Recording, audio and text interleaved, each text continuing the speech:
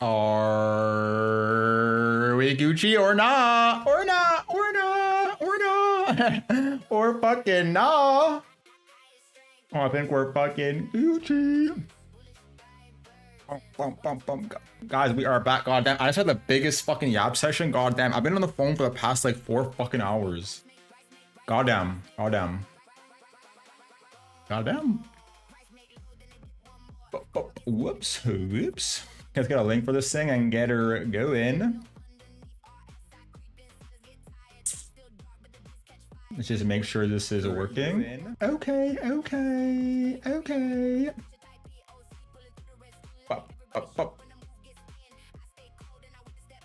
Yeah, what a day, what a fucking day. Yo, shout out to Spain, guys. Yo, shout out to fucking Spain. Shout out to España, boy. Put it on in front of the whole world. God damn. God damn. Where are we at here? Lower this. Where is the Discord?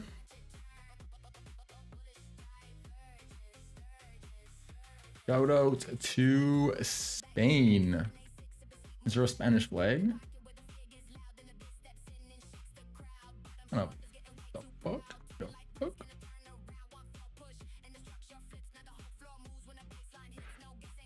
Oh.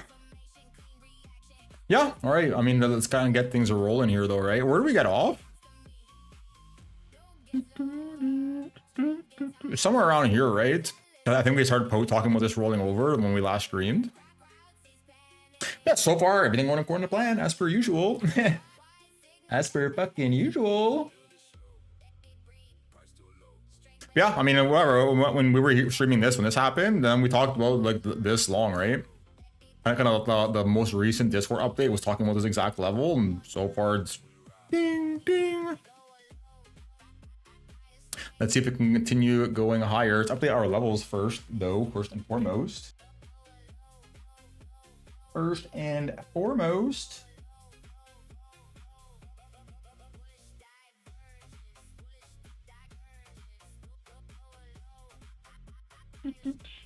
Goddamn, goddamn. Guys, life is blessed. Guys, life is I swear. If you had asked me a year ago if life would be the way it is right now, I would fucking not have guessed. Or not guessed it, would not have believed it. Goddamn. I'm feeling fucking good right now, I'll tell you that much. Feeling fucking blessed. So nice. Let's update these levels before we start yapping up a storm up here. Also, make sure we answered all our messages.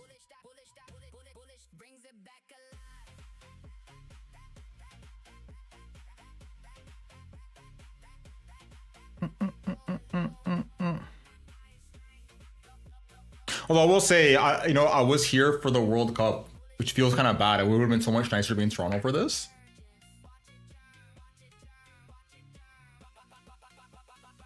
Like, I went to downtown in the city I'm living, and there's like barely anything going on. There was like a block party, and a small block at that, so it was not particularly interesting.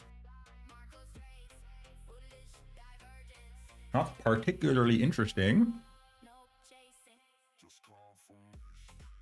Okay, this is what? 65714. Whoops.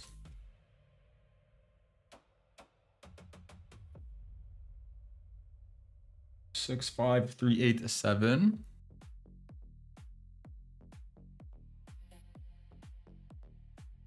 Six 4-6-8-9.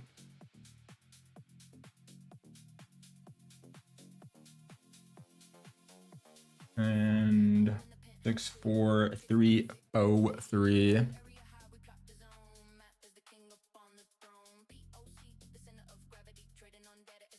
Let's mark out this thingity thing right here.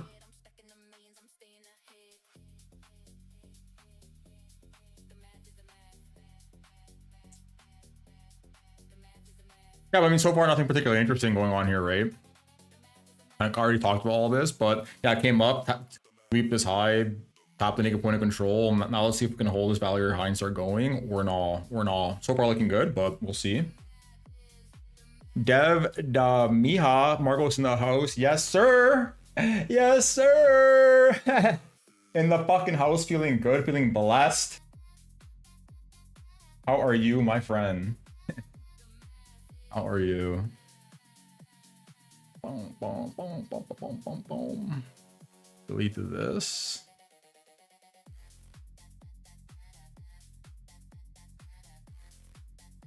Miss you, man. Wasn't gone that long. It's been like a 2 weeks or something.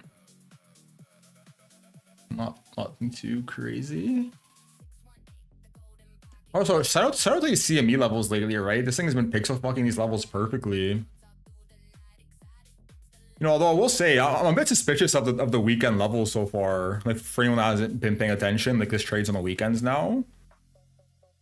No, I don't. We're gonna have to give it some time, right? We're gonna have to collect the data, guys. Because I'm curious, like how much these like naked point of controls and poor highs and poor lows from the weekend get respected. No, just in general, I used to do a lot more streams, so cross paths more often. Yeah, that is true. That is true. But I might be streaming like, more when I go back. Because I might be like permanently moving back to Toronto. Like, I don't think I want to be in the city. It's like my quality of life is just so much better there. Like unbelievably better there. Like I'm so much happier. In which case I'm probably just gonna buy somewhere to like live there and set up like an area to stream and all that kind of shit.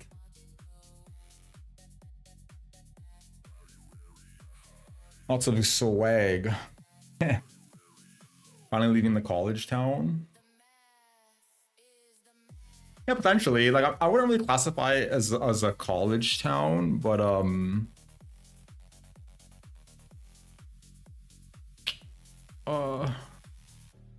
more sexy co-eds. There's a lot more going on in Toronto. There's just a lot more. My family's all there, my friends are all there, so I've been like seeing my friends a lot more, seeing family a lot more.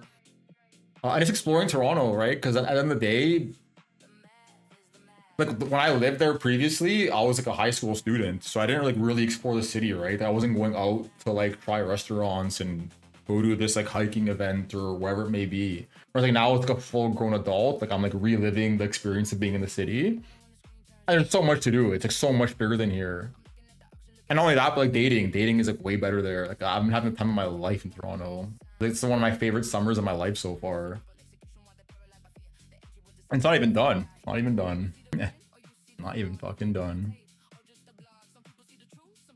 The only problem is like I don't want to sell this house. Which I guess not the biggest deal in terms of like getting somewhere else. But like I need to figure out how I'm gonna like maintain this. Cause like out here, I'll kind of give you the rundown of what's happening right here where I live. So kind of scroll way up. Go somewhere nice and clean. Okay, there's a big plot of land in this city where I live. Man, this mouse, there's something wrong with this mouse and this computer. It's happened the last time I was streaming too. I think the receiver is like not working properly or something.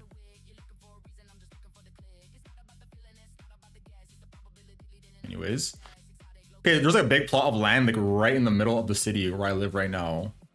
And it's like known as like the experimental farm. Experimental farm. So essentially the government owns this land, and what they do is they basically grow crops. Year over year, they grow crops in here and they just monitor it. They collect data to see like how the weather's doing, how it's impacting the fruits and vegetables and so on and so forth. Like what's the yield of the plants and so on. So basically just massive plot of land in the middle of the city doing nothing except collecting data. Like you can do this anywhere, right? You don't have to be doing this in the middle of a downtown core. So apparently they're planning to turn this big plot of land into like New York's equivalent of Central Park. And my house is right here. Like I look out my front door and I just have open land. Like just a massive like skyline view of like the mountainous range and all this shit.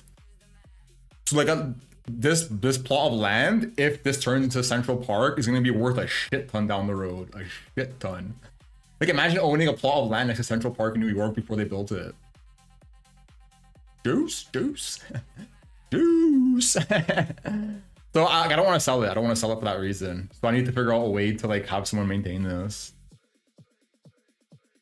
You made billions? Not quite. Working on it though. Working on it. Guys, if I'm not in the next Market Wizards, I'm gonna be pissed. I'm telling you, I'm gonna be fucking pissed. Raging, baby raging. They got all these bums in these books, and I'm sitting here looking at this shit, just laughing, reading this. Like, these guys are fucking amateurs, man. Anyways, that's me talking my shit. Find a local property manager, rent out the place, keep track of tenants. I mean, ideally it's someone I know. I don't want some random stranger, but yeah, that is an option. A lot of them will scheme so they can eventually buy the property for you for cheap. How would they do that? How would they do that? That's a jackpot. Yeah, it was. It's very coincidental. Like from the price that I bought this house to the value it is now, it's like more than doubled, and so it hasn't even been that long. Like if this comes to fruition, which seemingly is the case, well, I can't even fucking imagine how much it's gonna go up. Here's Kamal. Hi Marcos. W on Spain win yesterday. Yeah, I know, right? Shout out to Spain. Shout out to Spain. What a game too. What a game. Let's lower this a little bit. Yeah, it feels good. I mean, it would have been nice to be in Spain celebrating, or in Toronto, because there wasn't much going on here. Like, I went downtown. How do I draw this?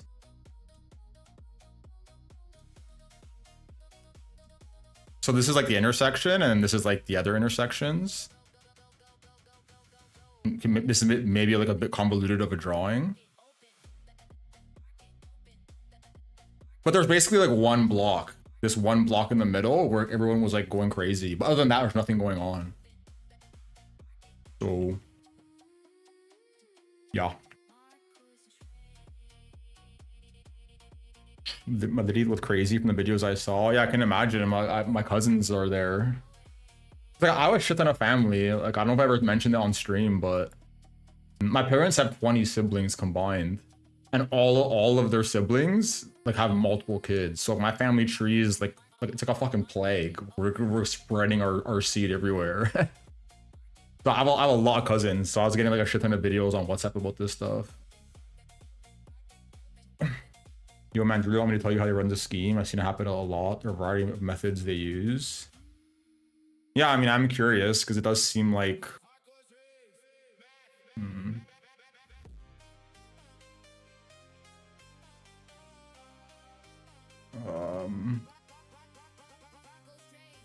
like how they're gonna force me to sell it, right?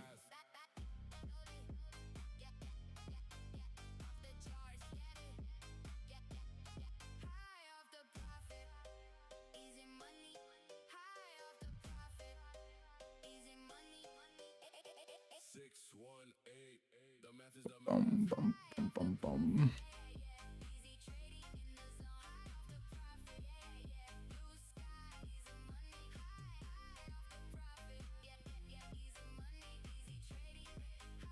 Yeah, but even Toronto is pretty crazy. There's a lot going on there. Let's delete this thingy thing.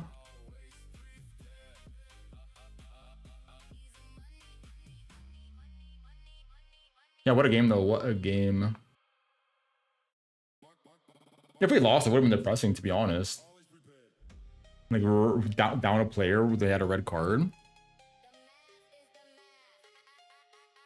Oh yeah, we need to get caught up. We need to see what's going on here. What is this person saying?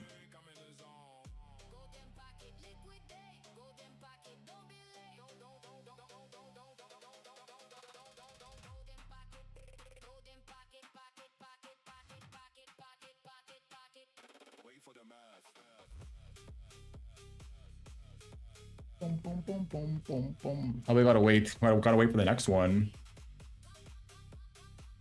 So how's everything else doing?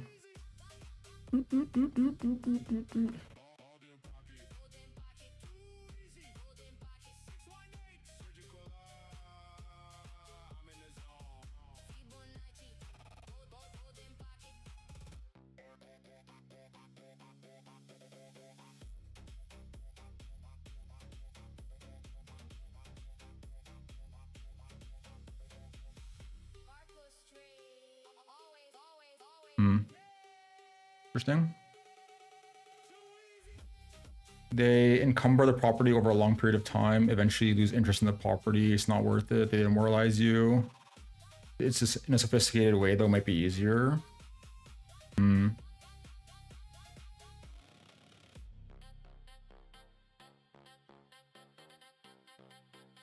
Yeah, possibly. Like, I mean, being like getting deep into the weeds of real estate, it does seem like a pain in the ass. Like, I don't know if any of you guys ever watched the Iced Coffee Hour. But, like, one of the guys, like, basically made his living in real estate. And recently, like, I guess it would have been, like, in the spring this year, he, like, just liquidated everything. And now he's, like, fully just invested in, like, index funds and whatnot. And he made, like, a video, like, outlining all the shit that, like, happened. It's pretty interesting to learn about. Part of it had to do with him being in California and the laws there are just fucking stupid, but a lot of it applies, like, generally regardless of where you live.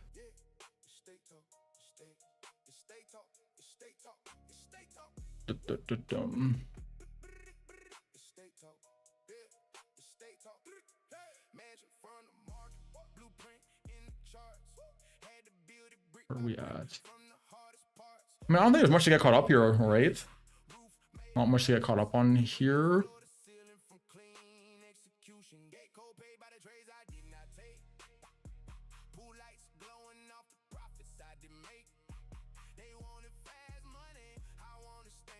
Guess we'll see what happens here, right? We end up coming to this higher zone or not. I think we don't need this bubble anymore. Yeah, this bubble has now served its purpose. Let's delete this thingity thing.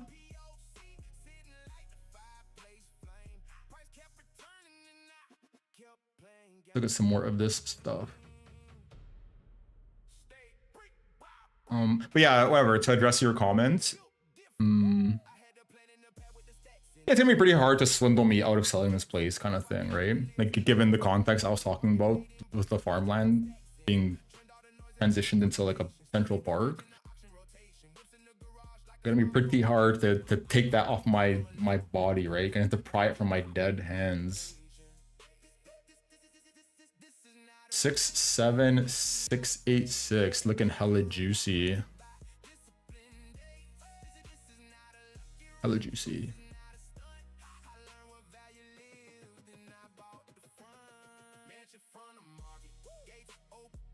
What should we do, guys? What should we do?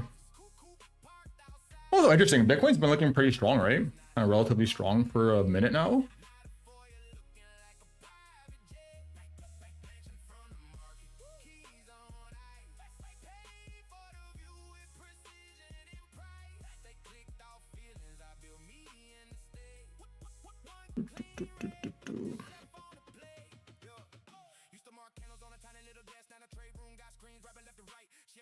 The question is this the low? Are you guys convinced this is the low? Because I'm not convinced yet, to be honest. Maybe I'm just being overly bearish. Maybe I'm just delusional, stupid.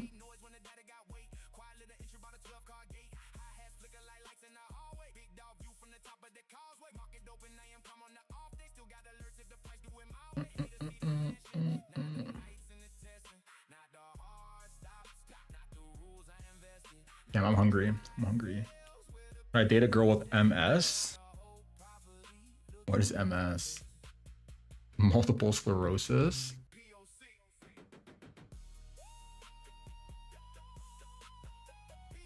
You know, I'm leaning towards no. Respectfully, right? Or maybe I should say yes for the good karma.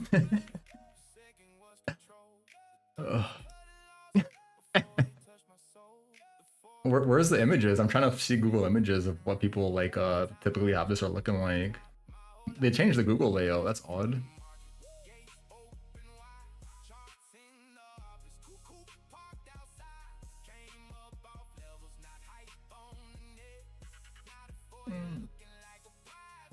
Causes the immune system to mistakenly attack myelin, the protective covering of the nerve fibers, disrupting the flow of information between the brain and the rest of the body. Well, they're like paralyzed, I guess.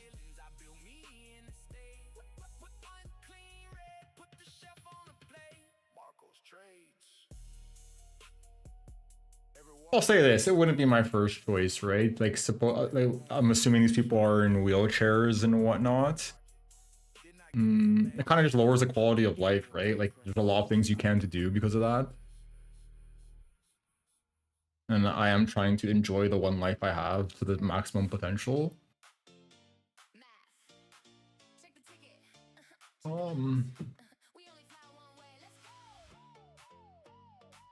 Let's say she's really beautiful, out of your league, change your minds.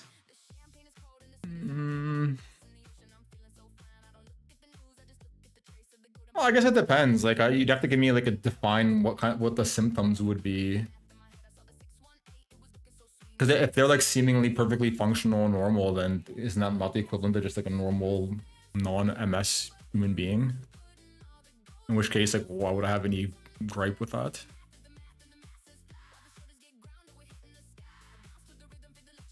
Yeah, out of my league though, damn. Out of my league. I've been dating some girls that are out of my league lately.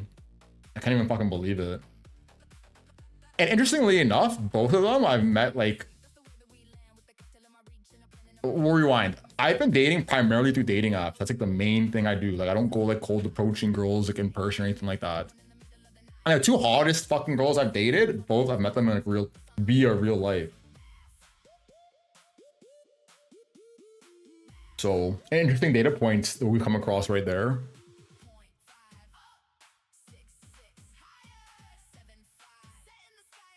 Issue, she has a lower life expectancy and she may develop health issues later in life, but the chance not guaranteed.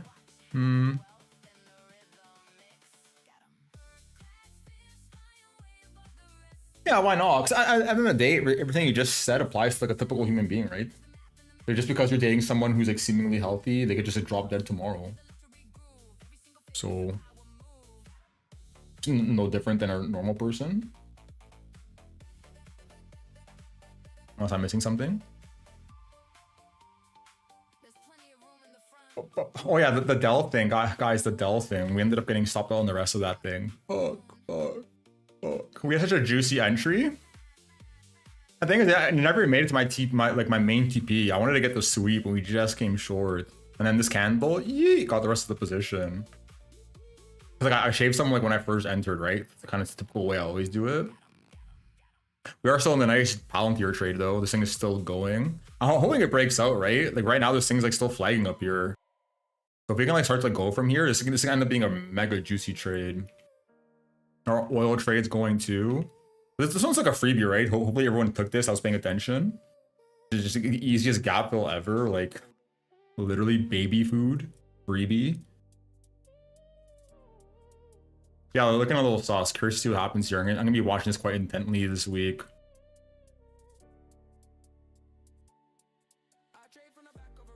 Wait, did you just say the two hottest girls you dated were both real life encounters rather than through dating apps? Yeah, exactly.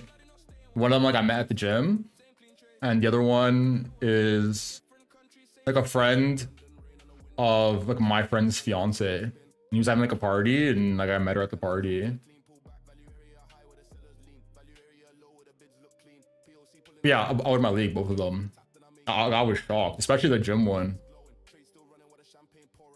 She basically asked me out. That's the funniest thing about it.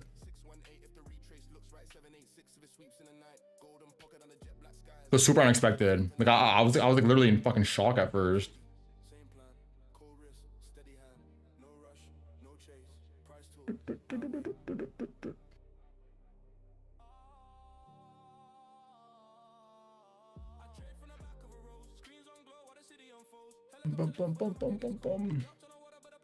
I mean, thing is, I'm curious now. Like now, I'm almost feel like compelled to want to go approach people in real life and see how well it works. I've never done that. It's never been my thing. Like to me, it's like I've always dated people from dating apps, or I've met them in like a familiar setting. Like it was like they were in my university program, or I knew them from like seeing them at the gym all the time.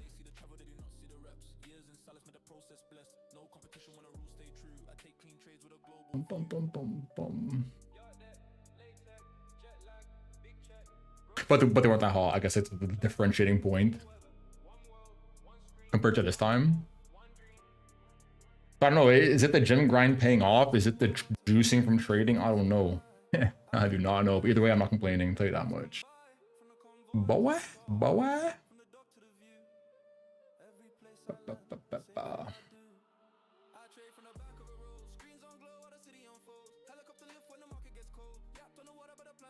Well, we'll say from talking to a lot of girls, like on dating apps, they always say the same thing. All of them say the same thing. No one ever approaches them in real life.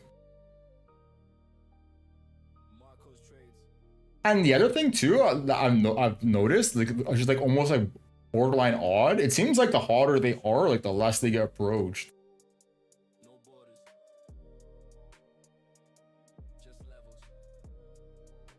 Maybe it's just like anecdotal evidence.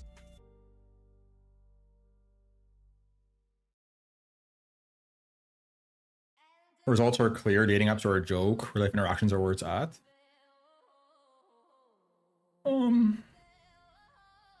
wouldn't say dating apps are a joke. Like that's always my primary way of dating, and I have no complaints. Like always worked out quite well. But in terms of like getting people like this, very rare.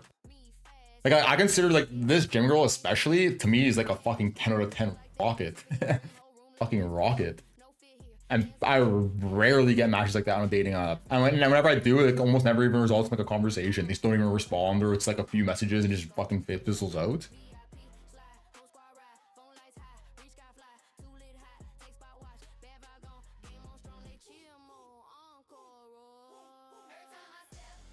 But the thing about dating in person is, I don't know about you guys, but I don't got time for that. Like, cause like you have to dedicate time to going to do something at like a public event, right? Whether it's like going out on a weekend to like a bar or like some event, or committing to do some kind of what is this? The fuck is playing?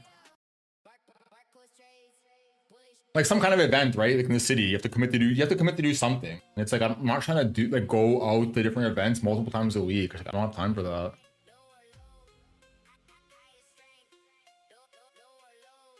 So that's like another big pro of dating apps for me. It's like you match somebody, you know they're interested, and you can just immediately like schedule a date and just go from there.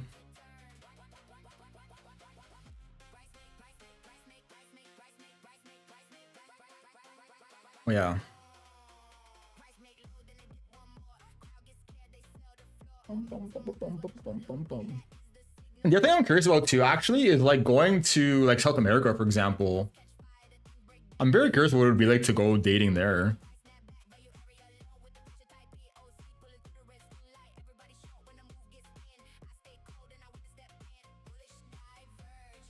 It's like me, like that's like my weakness. That's like my main thing, right? It's like 10 brunettes that are like either of like Spanish descent or South American descent, or like kind of like the Lebanese kind of vibe.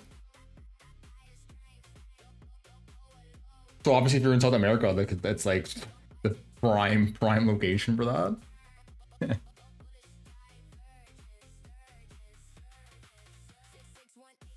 But for now we're good. For now we got our bases covered here. Don't gotta worry about that shit.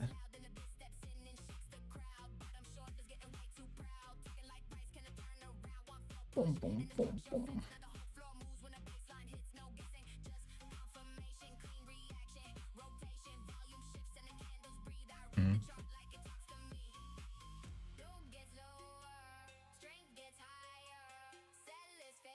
What's going on this week? What else is going on?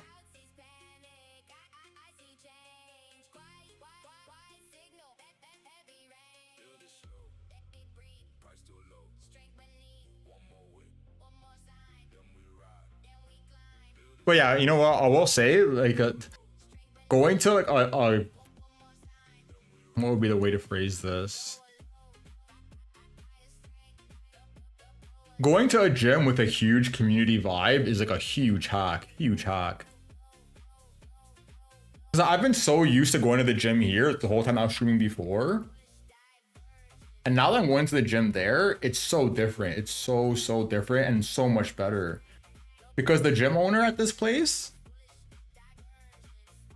he's like extremely social. So like he'll get to know you when you start going to the gym, but he does it with everybody. So he knows everyone on like a pretty good basis. And then he will like connect you with other people that he thinks that you'll like have similar line of work or similar hobbies. So it gets to the point where like everyone at the gym knows everyone. Like, you don't have to be like a social outgoing person to meet people because he's doing it for you. And it's just a good ass vibe, right? If you go to the gym, now I go to the gym there and it's like a good ass vibe. It's like you're always having interesting people to talk to. Much more of like a social event. And that sometimes it's a bit of a time waster because people just fucking yap you nonstop. But other than that, I'm a huge fan of it actually. I think the guy does a really good job of running the gym. Like if I ever bought a gym to own, I would want to be doing what that guy does.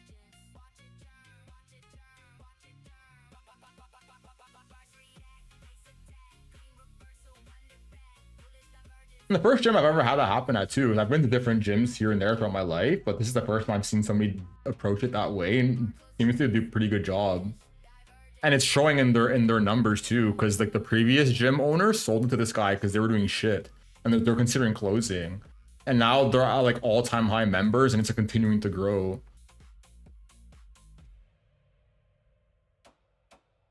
All-time high. Okay.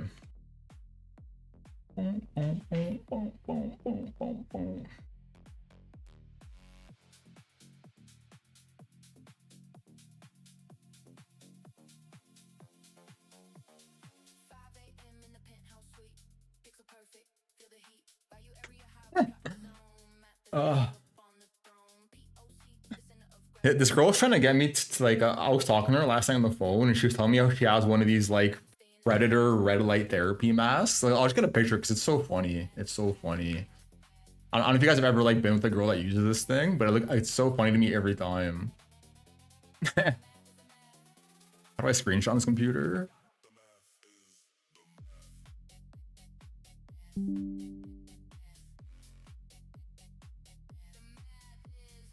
She has like one of these fucking things. She's like trolling me to go use it at her house.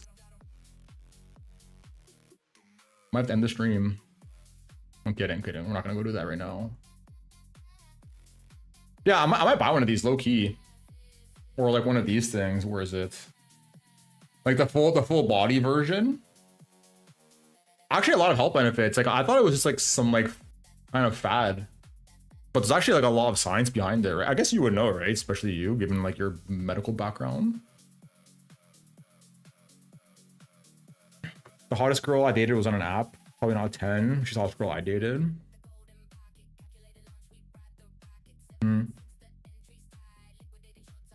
Fair enough.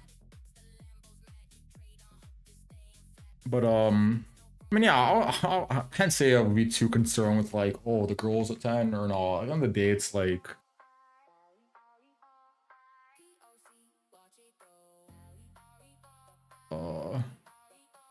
like you have to be compatible talking, right? So like the girl can be as hot as she fucking wants, but if it's like makes you want to kill yourself talking to them, it's not going to be enjoyable. And also, like, I don't know, in my experience, there's definitely like borderline inverse correlation with like quality of sex to attractiveness.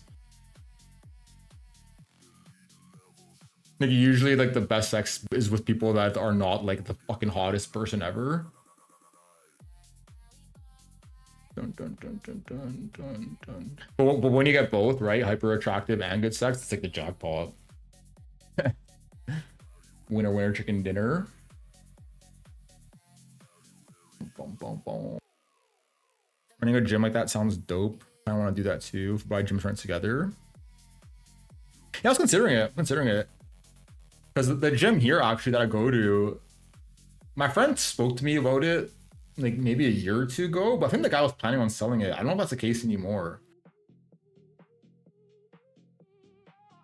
But he was trying to get me to like do like a part ownership with him.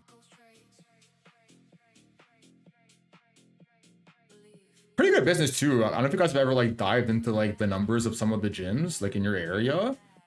But some gyms make a killing, right? Like the facility is not that much to rent out. The equipment obviously is like a cost, but you recoup it and it's not reoccurring usually.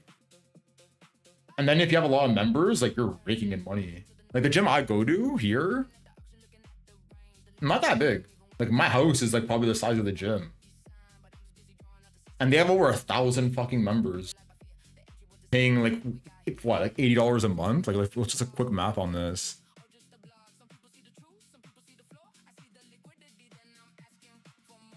Fucking 80 grand a month.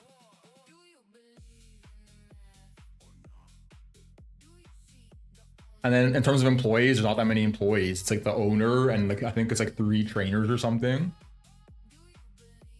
So once you cut out the expenses and the salaries, the rest is just free money printing basically. With like not that much work. Because the guy, they don't even like clean the gym or like, not that they don't clean the gym. They have cleaners. So the guy literally just owns the gym and just chills. He's not like doing any actual work throughout the day. Clubs were run by the mafia for a reason. Meet all the lowlifes. Why do you say that?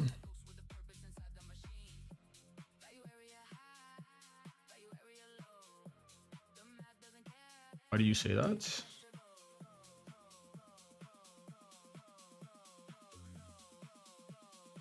You know, funnily enough, I went to a club somewhat recently. Yeah, I hadn't been to one in a while. But it was like this girl that I was like talking to on an app's birthday, and she told me to come. Ended up being like a fucking crazy night. It's pretty good time actually. I wasn't expecting it because I'm like a bit older now, so I'm not really like into the whole like kind of clubbing vibe. But I had a good ass time. Good ass time.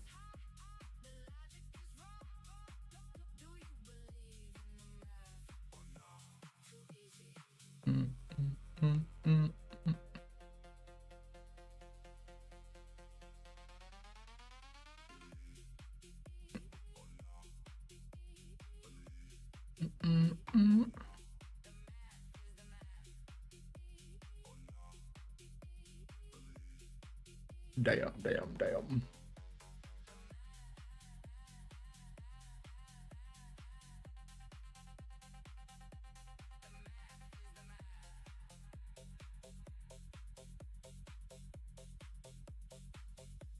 Damn, I'm hungry.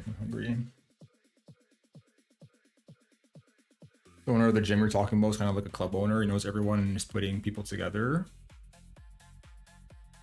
Yeah.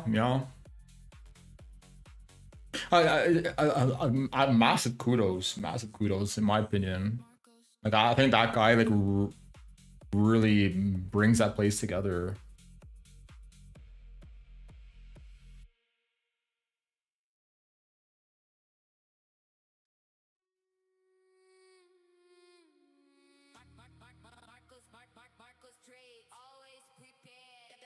And it's not even like the other thing about it too, it's not like, oh, he's trying to hook you up with like, oh, just go talking to the girls or something, or people like your age. Like, he'll introduce you to people that are like way out of your age range, like a mad older person that like I was talking to one guy who, funnily enough, he like used to work for Bit Farms. Like, what are they called now? What did they change their name to? McKeel or something?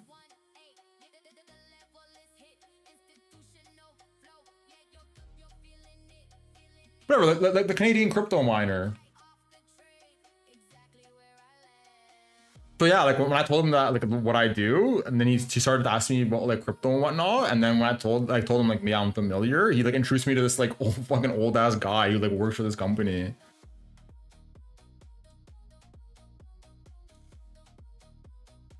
Cool guy. And he also, the other thing about it too, I didn't even mention, is he organizes like out of gym events. Like one night there was like a pool bar event essentially. And there's like a shit ton of people from the gym went to it. Like even if you don't want to be in the gym, because like a lot of people go to the gym, they don't have time to waste, right? Like they just finished their work for the day. It's like 5:30, 6 p.m. They're trying to go and just get their workout and leave. But then when he has events like this on top of it, then you feel like you can socialize a lot more, right? You're not on the clock trying to get your workout in. Pretty cool. When you're in a position like that, you wield a lot of power. Yeah, yeah. You know, the thing I find fascinating after experiencing it is I'm surprised it's not like a common practice, right? Like it seems it's like a pretty common sense way to approach it. Like I find it almost weird now that no other gym I've been to does that.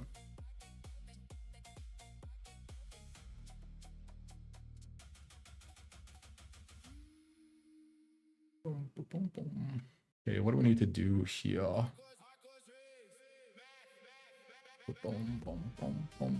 How about that Kimi K2 model, right? K3, sorry.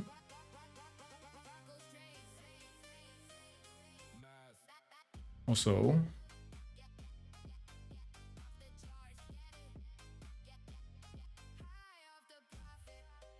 do we miss anything this evening or not? Or not? You know what I'm trying to do, which I think would be pretty cool for the stream actually? I'm trying to convince one of my friends to trade. This guy doesn't fucking listen to me. I don't know why. The thing is, like, I'm pretty sure he'd be pretty good at trading. Like, pretty, like, logical thinking person, like, good with data. Like, pretty confident in themselves.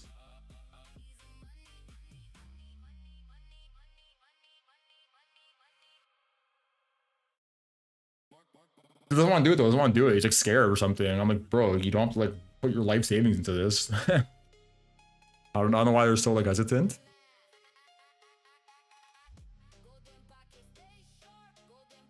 Yeah, I was at his house and they have like a projector in their backyard, like a big ass screen.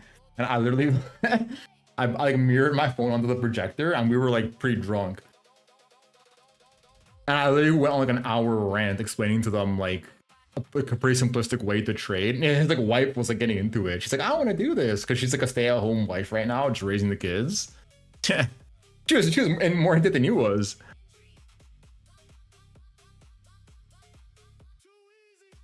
I wish I had time to learn all this. I mean, you kind of do, right? You kind of do. I think you have plenty of times. The thing is, I wasn't explaining to them, like, okay, like, the way that I trade, right, like, this kind of shit, like, using the TPO, like, volume profiles, like, nerding on all the data, trying to get, like, the pixel perfect entry, like, right the tip before it reverses. Like, yeah, obviously, I'm not gonna try to put people onto trading that way. It's, like, a bit too try hard for the average person. But I was giving them, like, a rundown of, like, moving average trading. Which is a lot simpler, right? A lot simpler.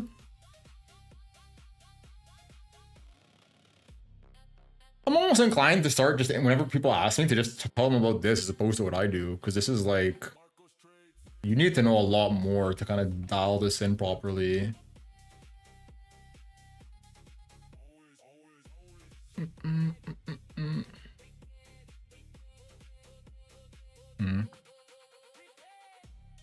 You should make a course. Teaching is a good way to master something. Yeah, it is. That is true. I just don't even know where I'd start, right? I think it's easier when people just ask questions, kind of ask whatever, and kind of just go from there.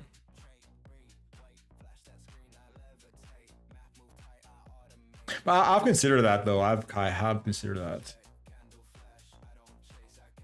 Oh man, I'm studying for a medical board exam all the time. I ain't got no time. Fair enough. Fair enough. Well, when you're done, when you're done afterwards, you can.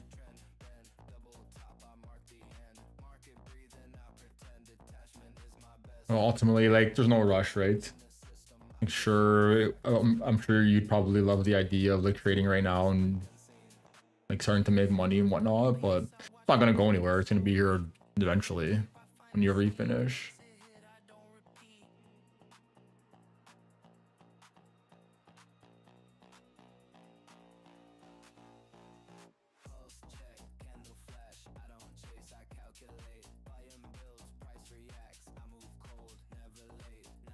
United States moving closer to all-out war with Iran. Damn.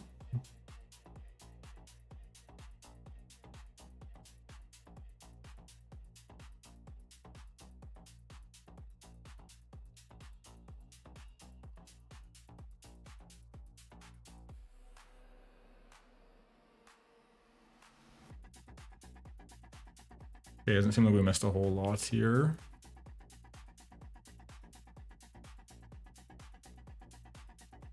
Guys, should we buy that Trump data feed? Should we pay 100 grand to get the rhyme tweets?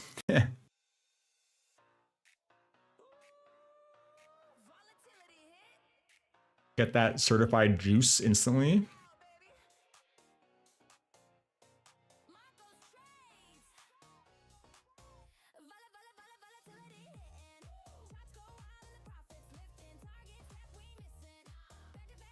Promise I'll be around after finish his exams. I'm to learn from the master.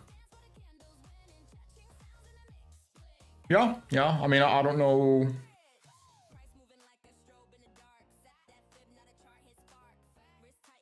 Okay, I have no plans of disappearing full out. We'll say that. In terms of streaming on this channel, as much as I was in the past,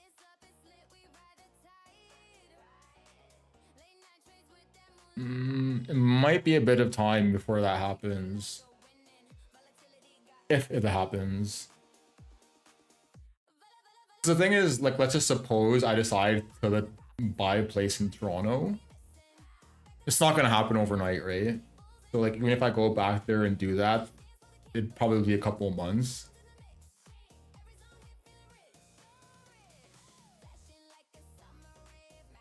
The problem is like, here's the thing. Here's like my dilemma right now. Is that I'm not trying to get tied down with a place there. And then like meet someone who's like willing to move or wants to move themselves. Because like I'm not really set on living in Toronto. Like, yes, it is nice compared to here. But like what exists in Toronto exists in like any major like metropolitan area, right? So whether I go to like Texas or Dubai or fucking Puerto Rico, fucking Monaco, anything, right? There's like lots of places to move to.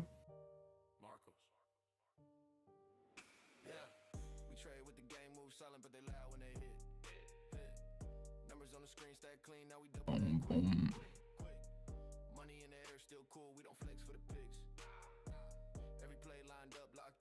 Where's our trading view?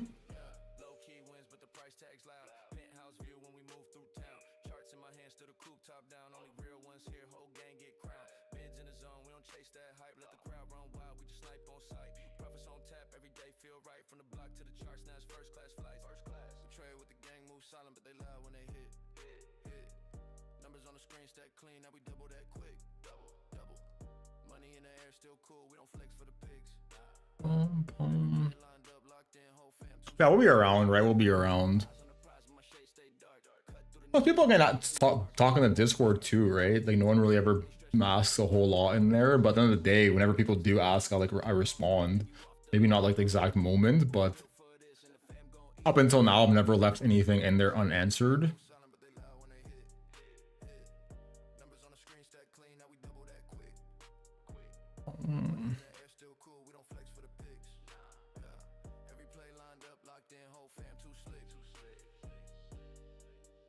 Also, did anybody find this comical how these fucking Korean traders got wrecked? Like, what was it, like 1 in 30 people got like margin called in the country or something? Like of like the traders? God damn, god damn.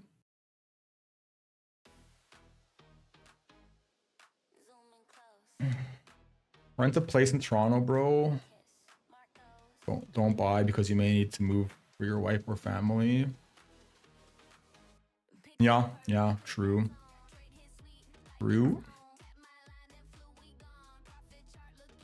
So a good thing about renting is that you can move every year to different places around the world. You're still young, check out different countries.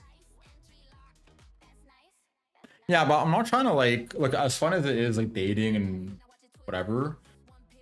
I'm not trying to like be in that state forever, right? Like, okay, look, right now I'm like having fun dating people and whatnot, but I am trying to like lock somebody down. Like, the goal is to like lock someone down and be done with that shit.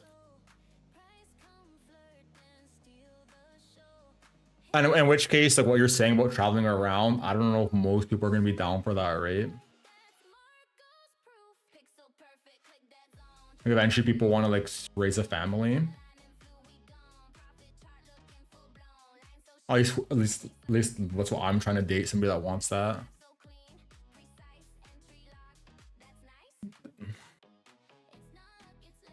It's so sad for them. There's a circulating leverage thing going on.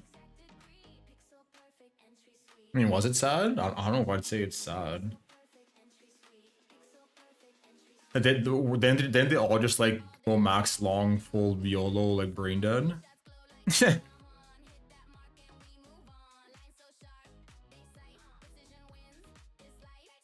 Like pretty suspicious, right? Look, it's like the daily 3 drives up here.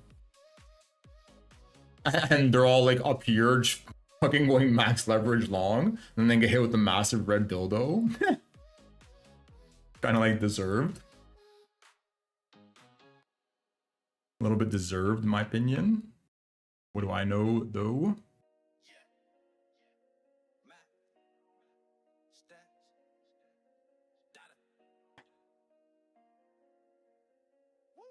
I was suggesting you spend 2 or 3 years traveling around and finding a good place, settling down, maybe find a girl there. Sad, a lot of young adults lost a lot of money. Trying to save up to get a home. Yeah, but like I don't know. Me personally, whenever I hear these stories, I have like no sympathy about it. I have no sympathy. Because to me, it's people that are making like a mockery out of trading and like whatnot, right? Like they think that they can just show up and not know fucking anything and just like become millionaires. They're doing stupid ass shit, not managing risk. You know, the market giveth and the market taketh.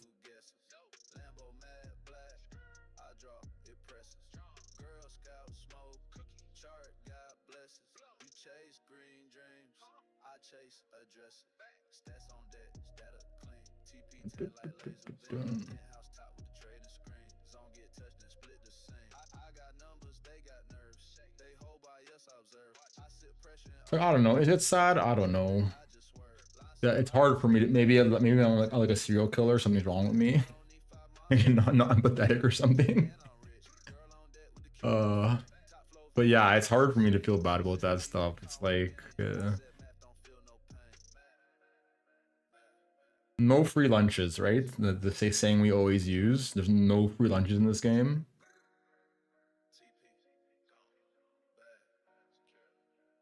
Bro, have some compassion. Some people were just index investing too. Yeah, but if you're index investing, look, how could you get wrecked that hard, right? How down is this thing?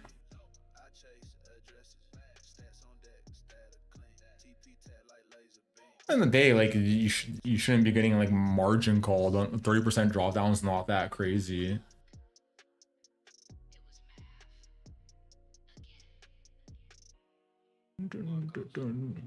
Especially given how up this thing is too, right? Like let's just think about this. This thing is up crazy in this year alone.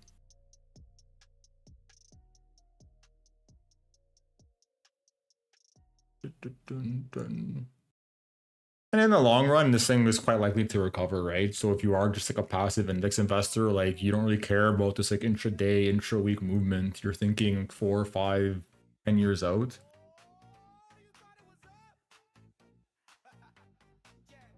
Like this shouldn't be giving you like a death blow. No, I can't see the link. Cannot put it in the Discord. We're gonna take a little peeper at it. People don't have the time or ability to analyze stocks like we do. That's my point, though. That's my point. Like, if you're not doing that, then you can't be sitting here crying, right?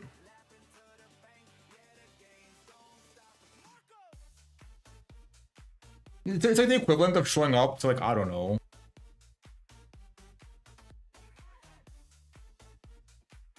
Imagine bringing your savings to the World Series of Poker and getting a seat at the table, and you never played poker. Like, did you really, or do you genuinely, honestly believe that you have a chance of keeping your money doing that? If you do, something's wrong with you. Same thing here, right? The market is not just some like fucking free money printing machine for everybody.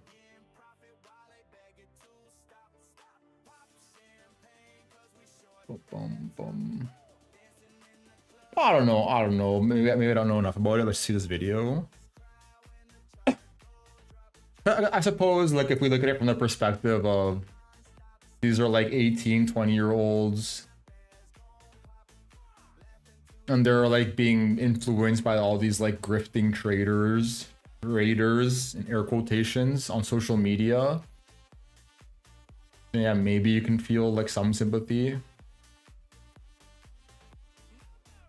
Patrick Boyle.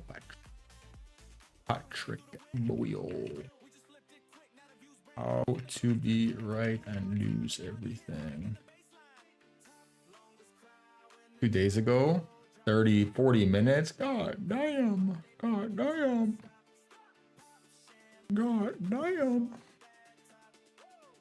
on, I'm gonna get something to snack on and get a protein shakes so I can kind of like eat a little bit while we watch this. But yeah, we'll watch this when I come back. Let me just set this shit up.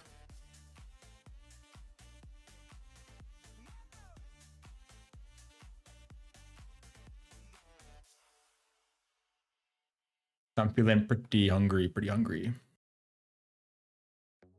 Also, before I leave, do you ever watch David Sinclair?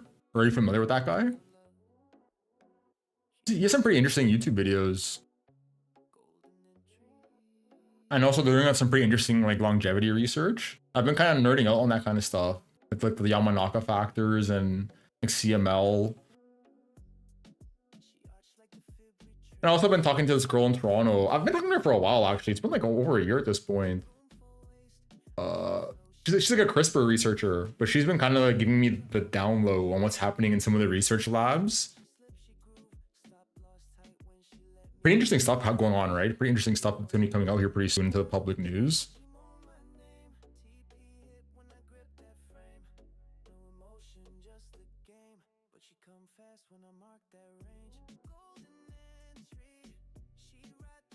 Okay, we'll be back in like 2 minutes. I'm just gonna go get something to eat real quick, and then we'll kind of be on our way.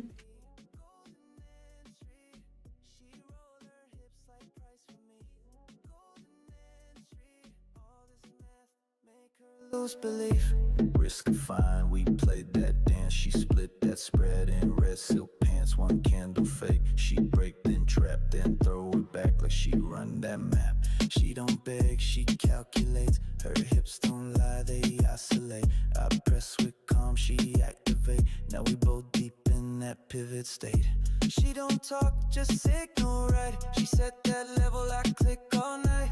Trade her body with trailing might. And close it clean before daylight. Golden entry. She ride that wave so sensually. Golden entry. She pull me close when she hit TP. Golden entry. She roll her hips like price for me. Golden entry.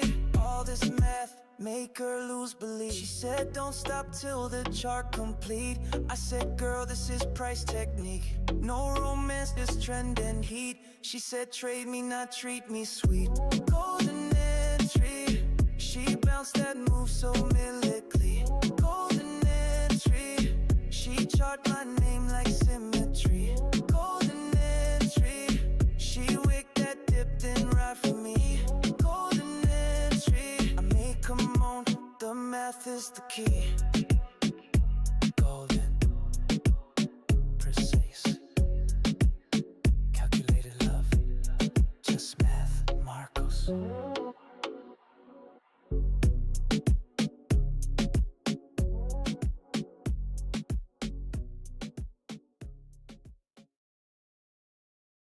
Yeah, they try to short the bottom. Back call, baby. We dancing while they margin calling. Let's go. Short the low, that's a no. Watch my profits overflow. We in the club, lights glow. While your account going slow. Marcos get the chart show. Candles green in a row. You press L, I press buy. Now you watching me grow. Yeah, you thought it was down bad.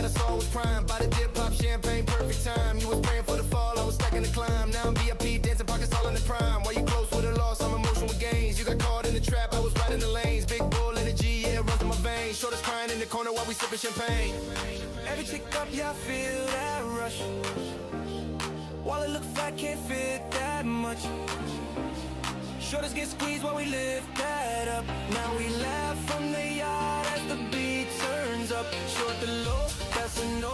Watch my profits overflow. We in the club, lights glow while your account going slow. Marco's got the chart show, candles green in a row. You press sell, I press buy. Now you watching me grow. Short the low, that's a no. Watch my profits overflow. We in the club, lights glow while your account going slow. Marco's got the chart show, candles green in a row. You press sell, I press buy. Now you watching me grow. They said it's over, I said watch this flip. Caught the bottom clean like a championship. Your stop loss hit, mine never did trip. I'm moonwalking games while you're losing grip. Every bounce was a bag, every bag got bigger. You stress with your charts, I'm pouring up liquor. Marcus dance like the club, just gotta move quicker. And I move like a pro, every trigger gets sicker. Bottom shoulders in the bag, now they ghosting. Marco's in the front, all the games they coasting. Bottle service in the booth, yeah we toasting. This the Bull Run beat, and we hosting. This the Bull Run beat, and we hosting. Yeah, yeah, short the low, that's a no. Watch my profits overflow. We in the club, lights glow while your account going slow. Marco's got the chart show, candles green in a row. You press sell, I press buy. Now you watching me grow. Short the low, that's a no. Watch my profits overflow. We in the club, lights glow while your account going slow. Marco's got the chart show, candles green in a row. You press sell, I press buy. Now you watching me grow.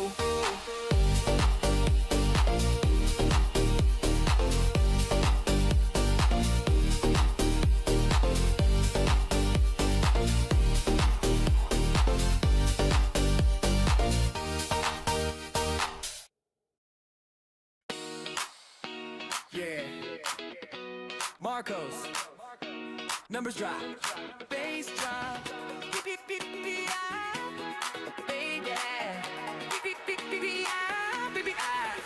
EPI, drop that heat. Market jumping on the beat. Green wave flowing through the street. Bag so full, yeah, it's looking. EPI, make it move. Candle flash, got something to prove. Big board profits, that's the groove. Marcos trades, yeah, we never lose. Never lose. Never lose. Never lose. Never lose. Pre-market ready crew, all tune. Eyes on the chart, yeah, we feel that boom. Number hit right, now the shorts go poof. Profit so big, had to raise that roof. One quick click, entry clean and fast. Stack them gains, make the moment last. From the desk to the club, now we sipping glass. Trading game lit, and we built to smash. Smash, smash, smash.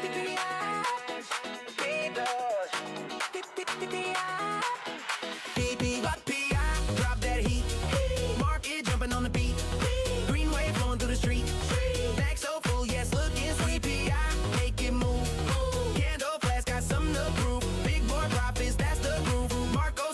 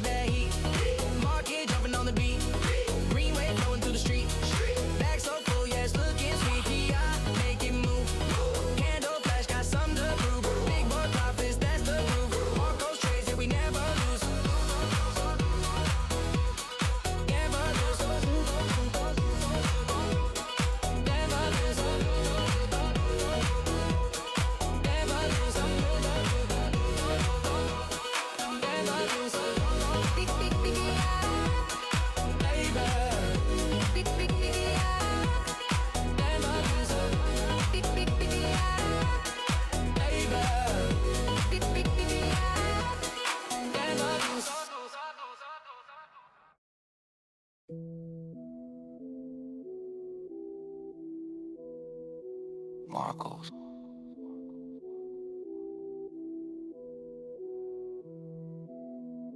Whole fam up now.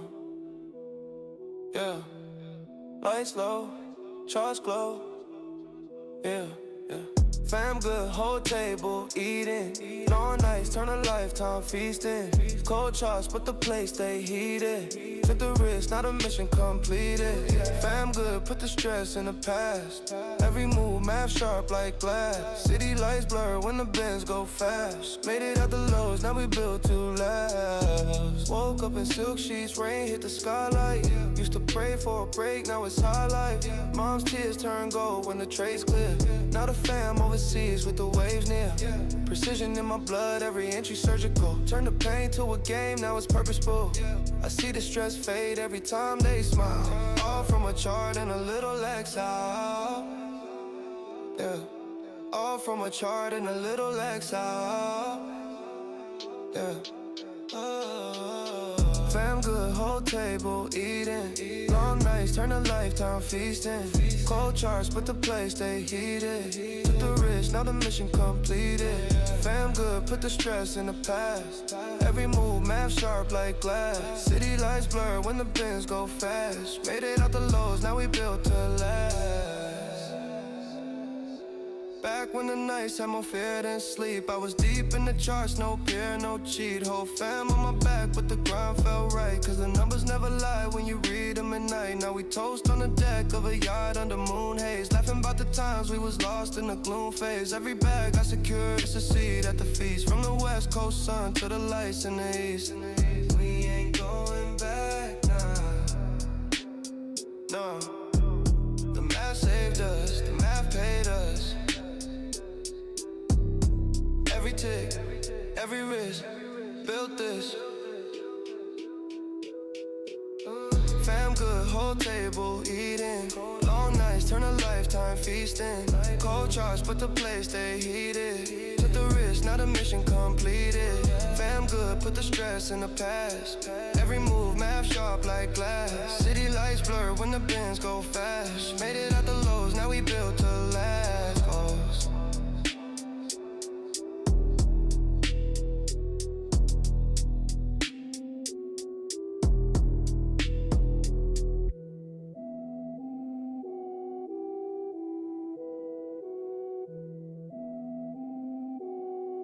Okay, okay.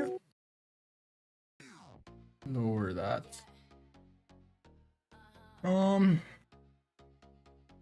David Sinclair, Sincl, is it?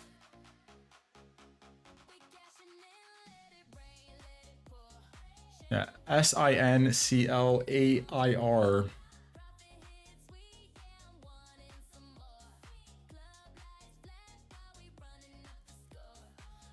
Yeah. I don't know. I mean, I think some people have like a bit of a tainted view of this guy because I think he was involved in some like kind of sketchy company buyouts, like borderline snake oil salesman kind of thing. But I think if you exclude that data point, it's pretty legit.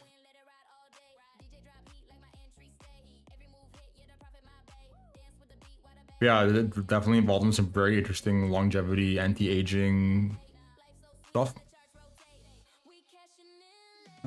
You want to live longer? The answer is antioxidants. Consume large quantities of antioxidants. You really can't go wrong and prevent all aging. Yeah, I do try to be mindful of that. Not right now though. I actually need to do groceries. I just got back yesterday and I brought like some food with me, but I need to like actually do like a full-on grocery run. So we're kind of running on fumes here in terms of like food we're eating. Most beauty / anti-aging products are fake.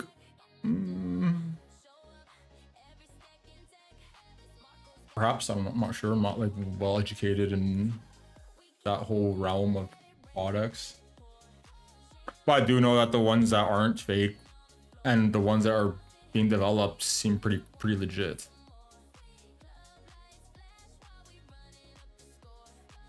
Pretty interesting actually. If you ever look into it's actually Google is driving it. called Calico. It's like this like top secret, like a longevity lab founded by Google. Yeah, pretty interesting stuff going on there. Also, you know, it's a really good podcast for kind of like upcoming developments in like the sciences is Moonshot. I think by Peter Diamandis. I think his name is.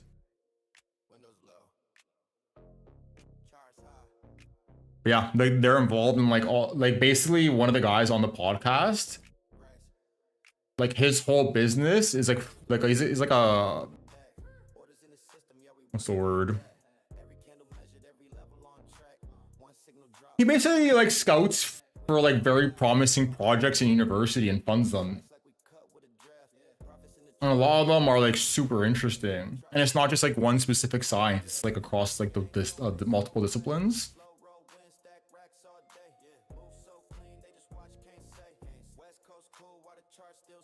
Yeah, that's the one. I watch it all the time.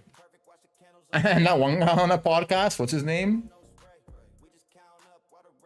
Oh, I can't remember his goddamn name now. But like the younger bald guy, what's his name? Moonshot.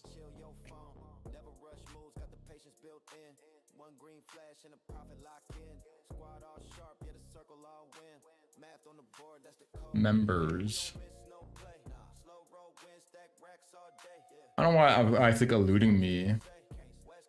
Oh yeah, AWG, the Dr. Alexander Weisner Gross. Massive nerd. I fuck with this guy. I think he has like 3 PhDs in 3 different fields, but this guy's like a fucking human encyclopedia. I swear to God, they whenever they ask him anything, like they like ask him questions when they need clarification on something, and he always knows everything, in depth too. Massive nerd. I love it. Love it.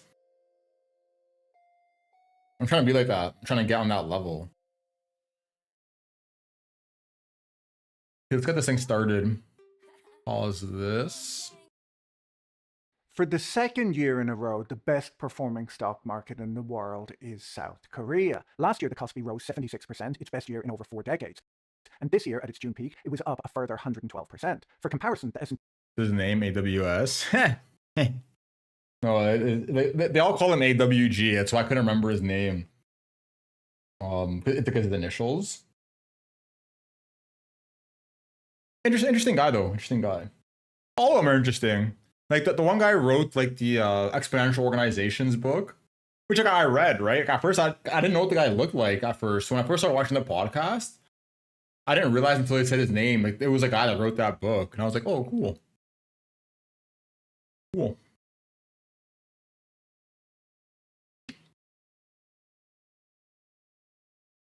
Yeah, exactly. That's his name. Is his name?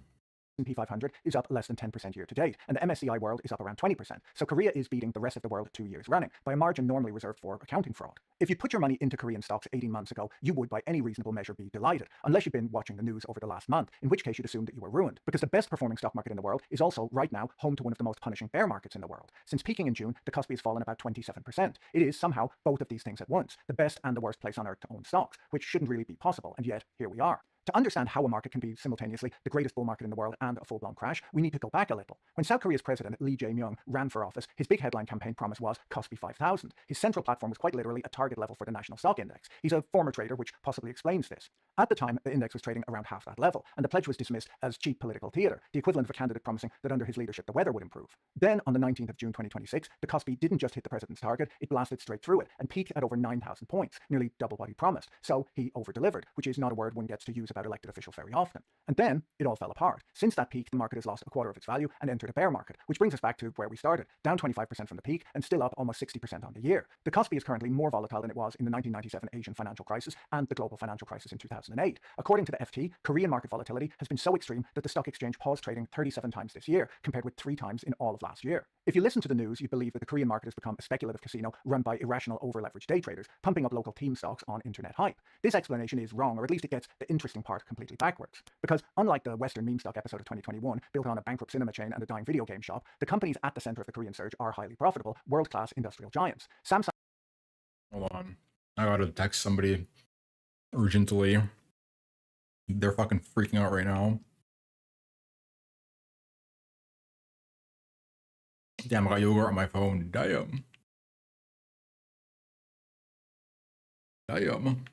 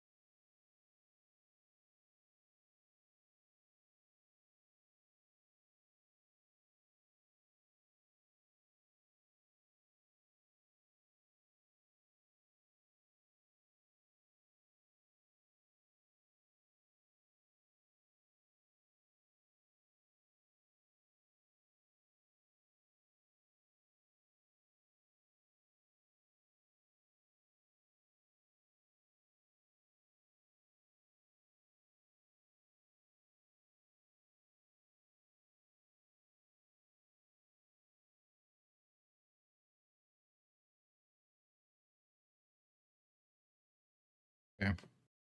Okay, situation under control.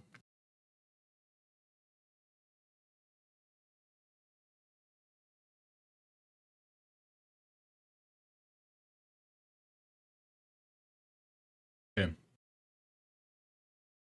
Samsung Electronics and SK Hynix, two firms that between them control much of the global supply of high bandwidth memory chips, the physical hardware that the entire AI boom runs on. And their earnings are real. In the first quarter of 2026, Samsung's operating profit rose 756% year on year to 57.2 trillion won. SK Hynix saw revenue rise 198% and operating profit rise 405%. These are not companies with a photo of a gold mine that they found on Pinterest. They make the things that everybody wants to buy right now. The extreme price action here is not the usual story of worthless companies being bid up by fools. It's something more unstable and more interesting. A combination of extreme index concentration, some very aggressively leveraged products, and a retail trading culture with a risk appetite that makes Wall Street bets look like a cautious public pension board. Before we dig into the Korean retail trading culture, let me tell you about this week's video sponsor, Saley. Anyone who travels knows the feeling of landing in a new country. Yeah, I'm curious. I don't know if you guys have ever seen, but like, there is okay, similar to how there's like LAN cafes for video games, where like you go in and everyone's playing a game. Apparently, there's like trading cafes in Korea where you walk in, everyone's just in there nerding out trading, and they have like trading contests and whatnot. It's pretty funny, right? Pretty sick. I might have to show up in school with some people. Put them on the real game. About the roaming charges that you could be hit with while you're still walking to baggage claim. Saley solves that problem. Saley is an eSIM app that gives you affordable data in more than 200 destinations around the world. And the best part, boil in at checkout. So, the ants. If you look at who's actually trading in Seoul, the dominant force isn't foreign institutions or domestic pension funds. It's an enormous hyperactive retail army known locally as the ants. It's roughly the Korean equivalent of the Wall Street Bets crowd calling themselves apes, except there are a great many more ants, and for a long time they were winning. Out of a population of around 51 million, South Korea has about 14 million retail investors, nearly 30% of the population, and they account for roughly half of all trading volume in Korea. This compares to around 20% of trading volume coming from retail investors in the United States. Foreign investors make up around 31% of Korean volume, and domestic institutions, the pension funds, the asset managers, and professionals, a mere 18%. So the smallest player in the Korean market, by some distance, is the group that invests for a living. In the US, institutional investors make up 80% of equity trading volume. Over the last 6 months, the professionals have been leaving. Foreign capital has pulled about $95 billion out, but the ants have stepped in and committed an additional $80 billion. So as the foreign money heads for the exit, the retail army has been standing underneath, arms outstretched, promising to catch everything on the way down. And for most of last year, they did. We'll come back to how that works out when the thing falling gets heavier. Now, it's easy for Western commentators to write these traders off as reckless gamblers, but if you look at what young Koreans are actually facing, their behavior is at least internally consistent. South Korea has famously rigid expectations about the order you're meant to do things in: the prestigious job, the apartment, the marriage, then the children. The trouble is that the average Korean man now marries at around 34 years old, and in Seoul, only about a quarter of people in their 30s own their own home. So, the apartment, which is supposed to come before the wedding, increasingly arrives after it, if at all. When you've been priced out of the housing market entirely, putting 10% of your salary into a savings account doesn't feel like a slow path to a home. It feels more like trying to inflate a hot air balloon with a bicycle pump. My friend Dimitri Kafinas has a name for the mindset this produces: financial nihilism. Once the ordinary ladder to the middle class has been pulled up out of reach, gambling on markets stops feeling like the reckless option and starts feeling like the only option. If the sensible, patient strategy has a payoff of approximately zero, the reckless one doesn't have to look good. It just has to look better than zero, and a lot of things clear. I don't know. Like, this is like the problem with that. I don't like when people make this kind of argumentation. It's like,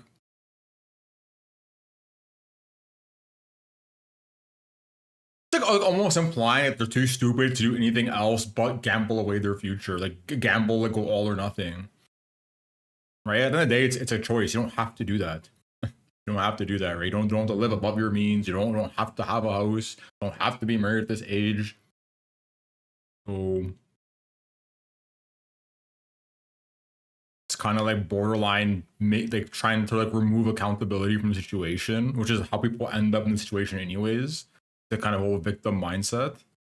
A portfolio manager who's taught at Harvard, Princeton, Chicago, and Yale has been watching this from the other direction. A while back, he wrote that the US market was Koreafying, slowly turning into the retail-driven team stock chasing market Korea has had for years. More recently, he upgraded the diagnosis and started calling it the Squid Game market, where ordinary people take enormous risks, hoping to become overnight millionaires, with broadly the survival odds that the title implies. And because the ants hold this much of the market, they've developed their own subculture built around what they call team stocks, a much older concept than meme stocks, and for the ants, the team, rather than the actual business, is the entire investment case. The most famous example came in 2012 and involved a company called DI Corp. DI Corp makes semiconductor testing equipment. It had released no news of any kind, and nothing about its business had changed. But the firm's co-CEO was a man named Won-ho Park, whose son is the South Korean rapper Psy. That July, Psy released Gangnam Style, and for a while it became the biggest thing on the planet. Korean retail investors poured into his father's firm. The stock rose about 800% in 3 months, eventually trading at 60 times earnings, while its direct competitors traded at 9. The semiconductor testing company went from a market value of $38 million to $334 million because the chief executive's son was doing a horse dance on YouTube. I like to imagine Mr. Park watching that video for the first time with a certain amount of embarrassment, his grown son doing a horse dance for the internet, and then watching his share price go vertical and slowly making his peace with it. Perhaps his son hadn't brought shame on the family after all. Perhaps his son was a genius who understood before the rest of us that this is now how the world works. What makes today different and potentially more dangerous is that the ants are no longer pumping up obscure testing firms. They've pointed the exact same leveraged, hyper-aggressive playbook at 2 of the largest and most systemically important technology companies on Earth. And to understand how a retail army can destabilize companies of this size, you have to start with the concentration built into the index itself. The Kospi wasn't always like this. For most of the last decade, it drifted sideways, made up of fairly unglamorous companies, car makers, shipbuilders, arms manufacturers, makers of televisions and fridges. Many were being undercut by Chinese rivals, and many were run by the sprawling, opaque, family-controlled conglomerates Korea is known for. It was not a thrilling index. It was an index you owned because you felt you ought to. Americans have spent the last couple of years worrying about concentration in the S&P 500. At its peak, Nvidia made up around 7% of the index, and this was discussed as a genuine national vulnerability. In Korea, at the June high, the 2 stocks, Samsung and SK Hynix, reached a nearly 60% weighting in the Kospi, up from around 40% 18 months earlier. The Kospi isn't really a diversified basket of a nation's industry. It's a leveraged bet on 2 chip stocks wearing the country as a costume. The concentration got so extreme, it started to trip over other people's rulebooks. Many American funds are legally required to stay diversified, rules that cap how much of a fund can sit in a handful of dominant names, so that a single stock going wrong can't hurt investors too much. Goldman Sachs worked out that if Samsung and SK Hynix's combined weight climbed just 1 more percentage point, foreign funds bound by those rules would be forced to sell around $2 billion of Korean shares, not because they changed their minds, but because the index had become too top-heavy for them to legally hold. The market had, in a sense, become too successful to own. And it was into this arrangement, an entire national index balanced on 2 names, that Korea's financial industry decided to introduce leverage. In late May 2026, brokerages launched 16 single-stock leveraged ETFs tied to Samsung and SK Hynix, each promising retail investors twice the daily return of the underlying shares. These joined an even larger offshore product, a Hong Kong-listed leveraged SK Hynix fund that in 9 months had swollen to around $13 billion, according to Bloomberg, the biggest single-stock leveraged ETF anywhere in the world. Bear in mind, these are shares that already routinely move 8 or 10% in a day. The ants looked at that volatility and decided it wasn't quite enough. They needed a version with more juice. Now, to see why regulators started to sweat, you need to understand how a leveraged ETF actually works. I promise it's worth it. The whole story hinges on this one mechanism. If you own an ordinary share and it falls 10%, you lose money, but you don't have to do anything. The position just sits there, worth a bit less, but judging you. A leveraged ETF is less relaxing because it promises to deliver exactly twice the stock's return every single day. It has to reset its exposure at the end of each session to keep that 2 times ratio ready for tomorrow. And the direction of that reset is the whole problem. When the stock rises, the fund has to add more exposure at the close. It buys more stock. When the stock falls, the fund has to shed exposure. It sells, pushing shares into a market that's already dropping, right at the closing bell. So it buys strength and sells weakness, mechanically, every day, with no opinion about whether that's a good idea or not. On a derivatives desk, this is a short gamma dynamic, which sounds like a medical diagnosis. The plainer way to picture it is as audio feedback. Bring a microphone too close to a speaker it's plugged into, and the mic picks up its own output, sends it back through the amp, the speaker throws it out louder, the mic catches that, and within a second or two, the whole room is one rising shriek. A leveraged ETF is a microphone held up to the stock it tracks. Every move it's supposed to follow, it instead amplifies, and then it's forced to amplify the amplification. According to Bloomberg, on turbulent days, the rebalancing from these products has swelled to as much as 2/3 of all trading in SK Hynix. A remarkable share of the flow for a company worth well over $1 trillion. So the tail is not wagging the dog, the tail has hoisted the dog off the ground and is swinging it in a circle to see what happens. You could measure the force of it during this month's crash. Goldman Sachs estimated that SK Hynix's double-digit drop on Monday obliged the leveraged funds to sell roughly $5 billion of the stock. I mean, sure, but like balance, a single automated adjustment that came. I mean, this is all known, right? Like this is all like nothing in here is new. This is all like known. to about 18% of all trading in SK Hynix shares and futures that day. Nobody chose to sell that $5 billion of stock. The clock simply reached the hour at which the machine sells. That predictability has rewired how professionals behave. In Hong Kong, market makers now spend the early afternoon working out exactly how much the funds will be forced to buy or sell at the close. They get in front of it, ride the wave, and step out before the closing bell. One trader described it to Bloomberg as easy money, a polite way of saying the retail investors' forced trades have become a daily scheduled contribution to whoever bothered to do the arithmetic. Underneath all of this runs a layer of plumbing most people never see. The firms issuing these ETFs don't actually hold the extra shares. They rent their leverage from investment banks through total return swaps. The bank agrees to pay the fund twice the stock's daily return and hedges its own side by trading the real shares, which is a large part of what drives those end-of-day flows. But the banks carry a nightmare of their own called gap risk. The danger is that the stock falls so fast overnight that the fund is wiped out and can't settle, leaving the bank holding the loss. To ensure against this, the banks buy protection from hedge funds using exotic derivatives called cliquets. The swap is the leverage, the cliquet is the fire insurance. Oh, that guy selling the put that a leverage. little too fast.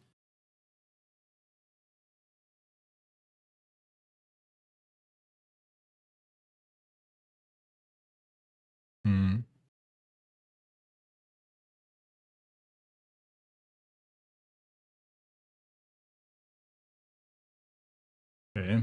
From hedge funds using exotic derivatives called cliquets. The swap is the leverage, the cliquet is the fire insurance the people selling the leverage take out in case the building they've just filled with fireworks needs to be evacuated. And you can read the anxiety directly in the price of that insurance. As the market has lurched around, the annual cost for banks to buy cliquets has climbed from roughly 3% in March to more than 10% by mid-year. The banks have started rationing how much of this exposure they'll carry and warning the fund issuers that they may soon stop minting new shares altogether. The institutional way of announcing that the grown-ups would now like to leave. By now, the distortions have gotten extreme enough to push the regulators into public contrition. The head of the Financial Supervisory Service, the body that had waved these products through in the first place, offered a line worth pausing on. Looking back, I regret not doing everything I could to stop it. It's not every day a regulator reviews his own recent work and files a formal complaint about it. The government has now frozen all new listings of single-stock leveraged ETFs and announced that from the 5th of August, any retail investor who wants to trade them will first have to sit through mandatory risk management training and put down at least 30 million won, a bit over $20,000, to open an account. Which is to say, having built the casino, installed the tables and let the crowd in, the authorities have decided that what the situation really needs is a short educational film and a cover charge. When the machine behind the leveraged ETFs starts selling automatically, it doesn't stop to ask who's on the other side of the trade. And this month, as the Kospi fell nearly 9% in a single session, the people on the other side were almost entirely the retail ants. The scale of what the rebalancing left behind is hard to take in.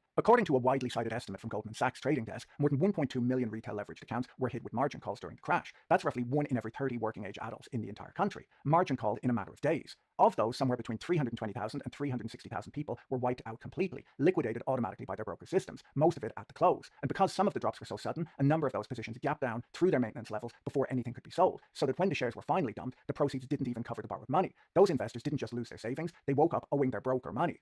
Over the same stretch, retail brokerage deposits across Korea fell by almost 30 trillion won, back to their lowest level since February. Now, it's important to note that these traders weren't fools who had been sold an obvious fraud, and they hadn't misread the big picture. They were on the right side of one of the great bull markets in modern history, holding shares in ferociously profitable companies at the center of the entire AI build-out. They had the trend exactly right. They just got the bet size wrong.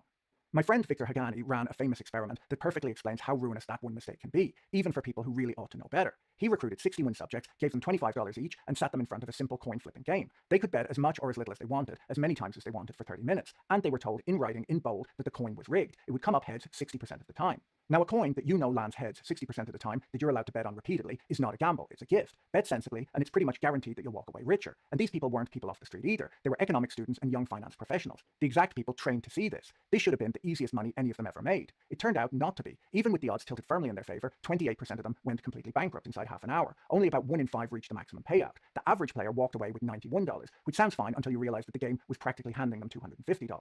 They lost on a game they could not lose, for one main reason, and it's something Wall Street has lived off of for 100 years. Even when handed an edge, people don't bet calmly, they bet too big, and then a perfectly normal run of bad luck, the kind of probability guarantees will turn up, weighted coin or not, arrives and clears out their whole stake before the edge ever gets a chance to work. That's the entire lesson of Korea in one coin game. Leverage doesn't improve the thing you own. It doesn't make Samsung a better company. Obviously, this is the first thing I said, right? It's the first thing we talked about. These people just fucking went max YOLO leverage at the fucking top. Right? It's like elementary risk management 101. Right? And then you're not doing it. This is the thing about this game, right? Is that everyone is like always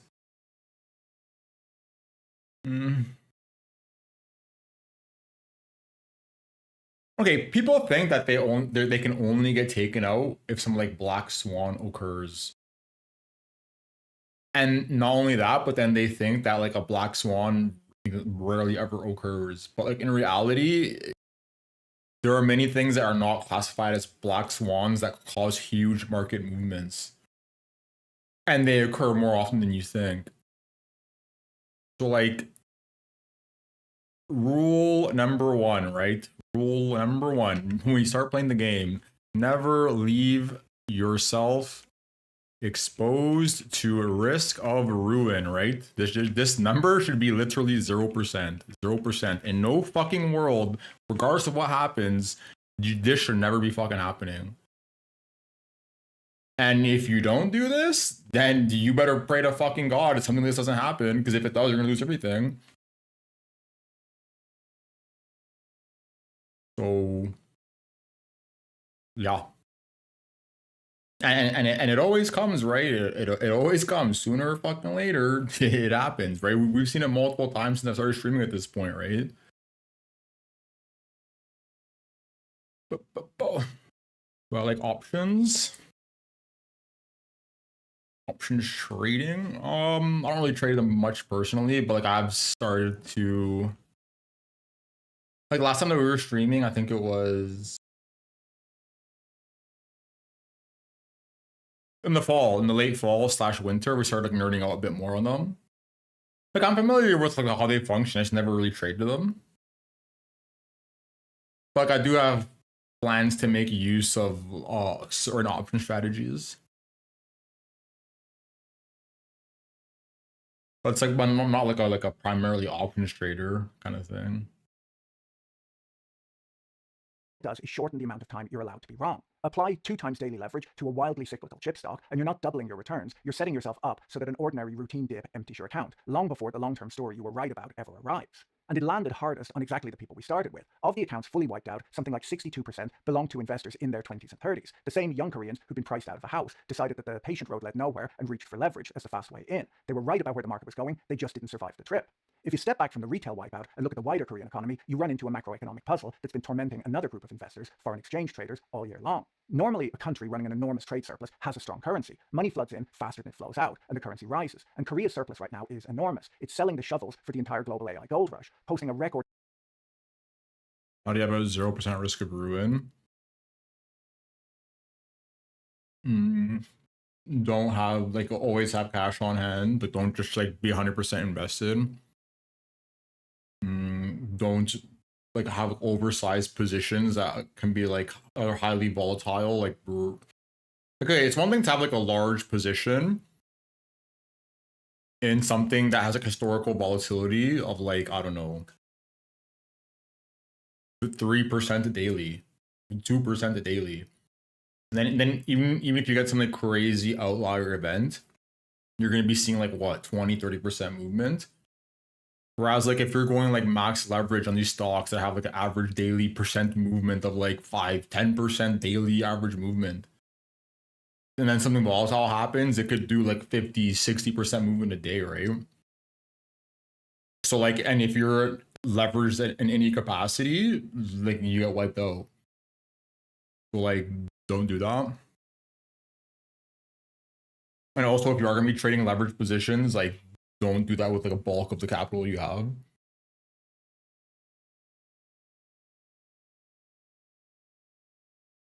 And also just don't like trade all with all your money, right? I mean, I guess it's like subjective. Obviously, it's like some people like do 80% of my money is invested, 20% is for trading. People do like 10-90, some do 15-85. It really depends what you're comfortable with. But ideally, you don't want to have like a significant amount of it just exposed in the market at once. Because let's just say for whatever reason something goes to like literally zero, right? Then like worst case scenario, you just lost like that small sliver.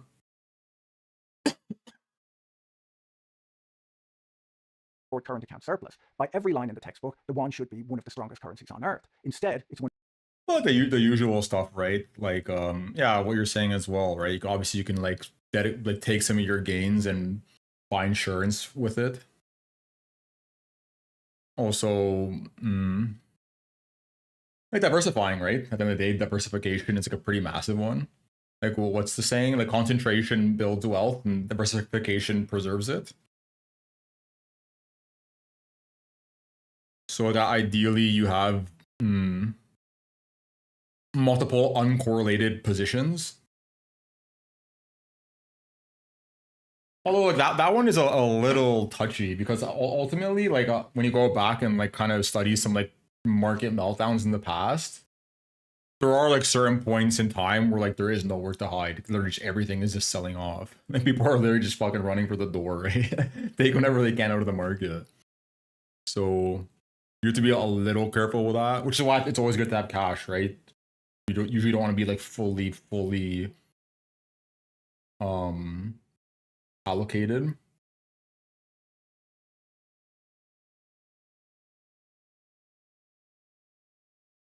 You also have like hard limits too to get out, right? Like have some plan of getting out. Like yes, okay, in this situation where some people got like mega gap down on, maybe a bit unfortunate.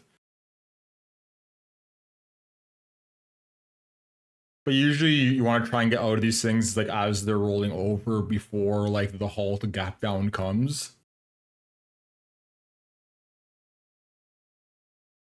One of the weakest in Asia. The yuan recently pushed past 1,550 to the dollar, its feeblest level since the depths of the 2009 financial crisis. A record surplus and a currency trading like the country's in crisis. So where is all of the money going? The economist Brad Setzer has a name for the answer: dram dollars. He compares it to the petrodollar recycling in the 1970s, when oil producers sold crude for dollars and parked the proceeds back in American assets rather than bringing them home. The same thing is now happening with memory chips. When Samsung and SK Hynix sell billions of dollars of chips to American tech companies, they're paid in dollars, but instead of shipping those dollars home and converting them into yuan, which would push the currency up, they increasingly leave them offshore to fund their own overseas expansion. The result is a phantom surplus. Real on the balance sheet, but a great deal of it never actually arrives in Korea, so it never turns into demand for the yuan. And at the same time, the ants who aren't busy detonating their accounts on leveraged ETFs at home are doing something that pushes the yuan down further. They're buying America. Korean retail investors have become some of the most enthusiastic buyers of US tech stocks anywhere in the world, including, with a certain poetry, Nvidia, the company their own chip makers supply. Every time a saver in Seoul buys a US share, they first have to sell yuan and buy dollars to do it. So the country is in effect exporting its savings and importing pressure on its own exchange rate. That leaves the Bank of Korea with a nasty problem. A weak yuan makes imported energy dramatically more expensive, which feeds straight into domestic inflation, which is why last week the central bank was forced to raise interest rates directly into a falling stock market because it had no choice. The obvious escape would be to open the currency up, let it trade freely offshore, and let global markets sort out the imbalance. But Korea won't do it, and the reason is a scar. In 1997, during the Asian financial crisis, known locally as the IMF trauma, the yuan lost half of its value in months, and the country needed an IMF bailout to avoid default. That memory runs deep enough that Seoul still refuses to allow a fully convertible, freely traded offshore yuan. And that single decision is the main reason MSCI, the company that decides which markets count as developed, still files South Korea, the best performing major market in the world, under emerging. Not because it isn't rich or sophisticated enough, but because a fund manager in New York or London can't freely trade the yuan at 2 in the morning. So, Korea finds itself in a strange trap, a world-beating technology sector generating billions in surpluses that never quite come home, a currency trading as if there's a crisis, and a population busily converting its savings into dollars to buy shares in the American companies its own factories are helping to build. If you want to know how all of this ends, you'll have to stop looking at the traders in Seoul and look at the people actually buying the chips. Samsung and SK Hynix. I love that. Yeah, there's like a good saying to follow. A little risky though, a little risky because I could.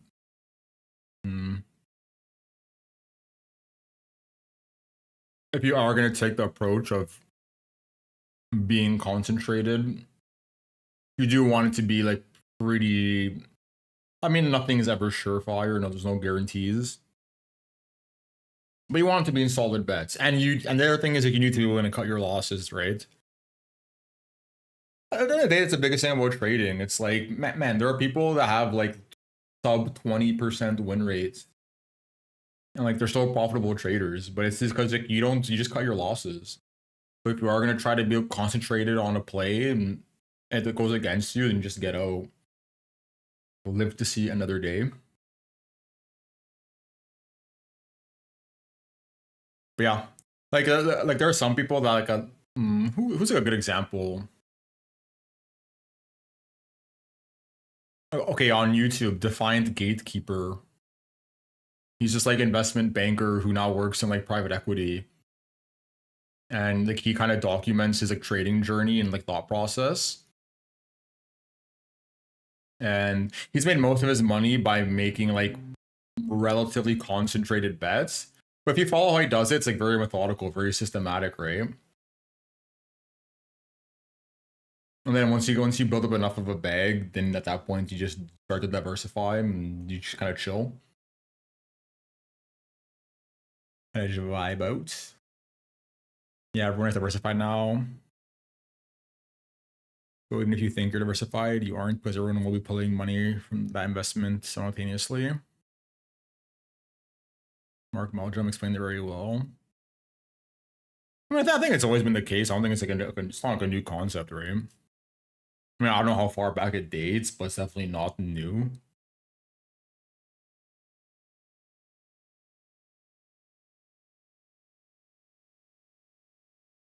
Yeah. It is important. And it also just saves you a bunch of like mental bandwidth, right? It's like, suppose some like market moving event comes and you're like, okay, let's think of like the DeepSeek last year, right? When the DeepSeek moment came and tech like had this like massive sell-off, and imagine everything you have is like just like a tech beta. That one thing just nuked your entire fucking portfolio. Whereas if you're like properly diversified and then the DeepSeek moment happens, like, yeah, the small sliver of the pie that's like allocated to tech gets hit, but you don't care, right? Like, you're not losing sleep over it. Because I've seen like this past week or two, I've seen people like on X posting their account like portfolio P&L. So people literally just nuked half their fucking account in a week. Like, imagine trading for like 3-4 years just to lose half your account's P&L in a week. I'd be salty as fuck if that was me. Salty. Look invincible right now, and their earnings are real. But that success rests almost entirely on the spending decisions of a very small group of American companies, the hyperscalers, Amazon, Google, Meta, and Microsoft. Between them, they're pouring hundreds of billions of dollars a year into AI infrastructure, and their appetite for memory chips is what turned two Korean firms into trillion-dollar companies. So stripped of the national flag, the entire South Korean stock market has become a leveraged bet on the server budgets of Defined gatekeeper. I thought you said defined. Yeah, it's the first one. Like, he wears like one of those like a white mask.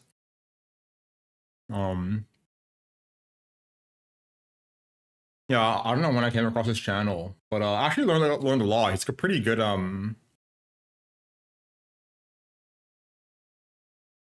he does like a really good job of breaking down how to like analyze the macro situation.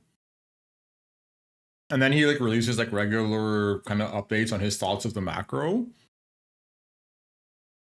And for as long as I've been following him, he seems pretty fucking spot on. Like he's not really like he's not an active trader in the sense of like he's not trading in and out on a daily basis.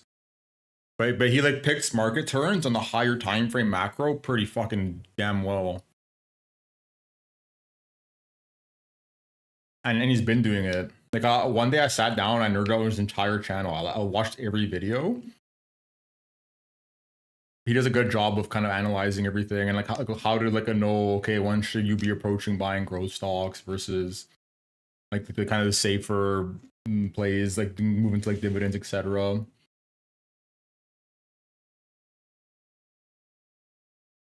Like good balance sheets versus going aggressive. Which I'm sure you're probably more familiar with, right? Because like you said, that was kind of your thing, kind of sticking to like that high value play. Of about 4 American corporations.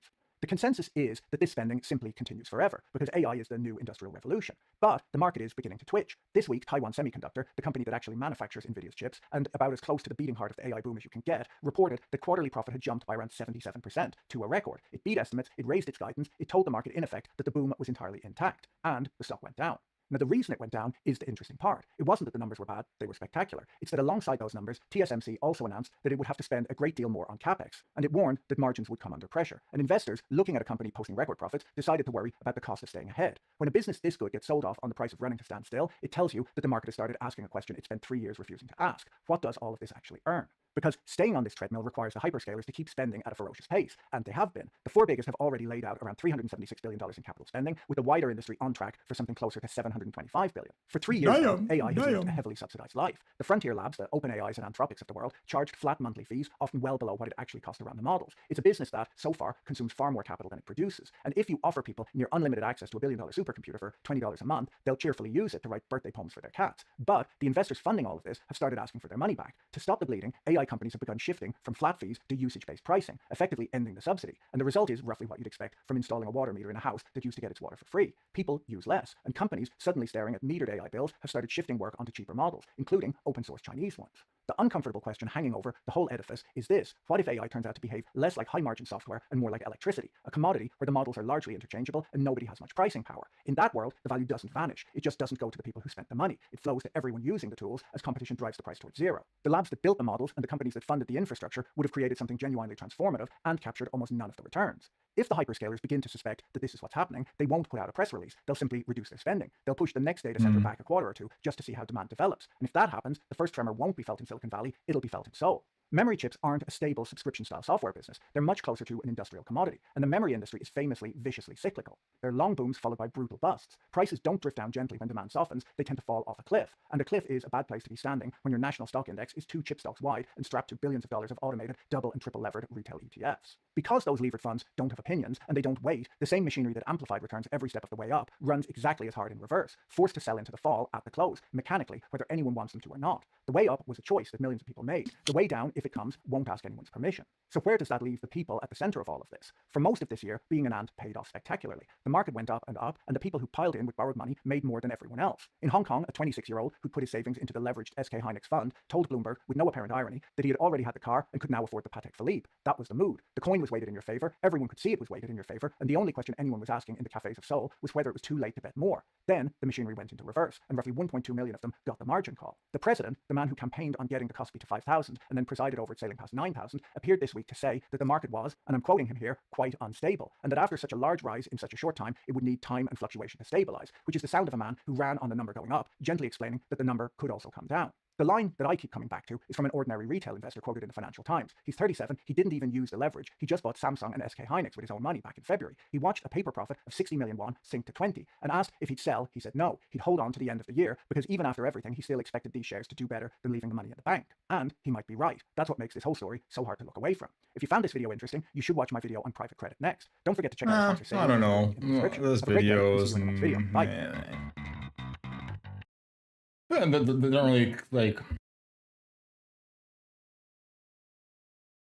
At the end of the day, like what I said is basically what happened, right? There's no way around it. It's just people not managing risk, getting greedy, and kind of spin it however you want, but that's just what it comes down to.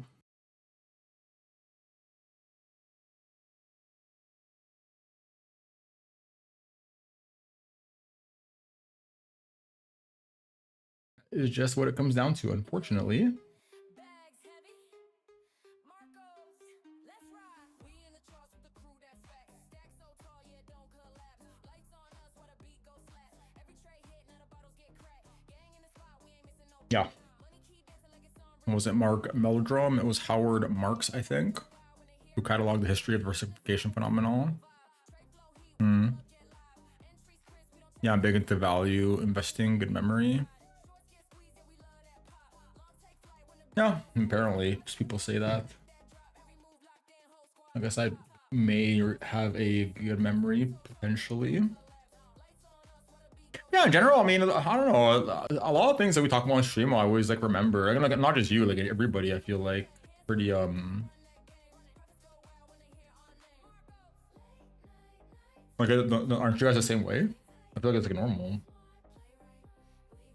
It's like we literally had a conversation, so it'd be weird to forget it.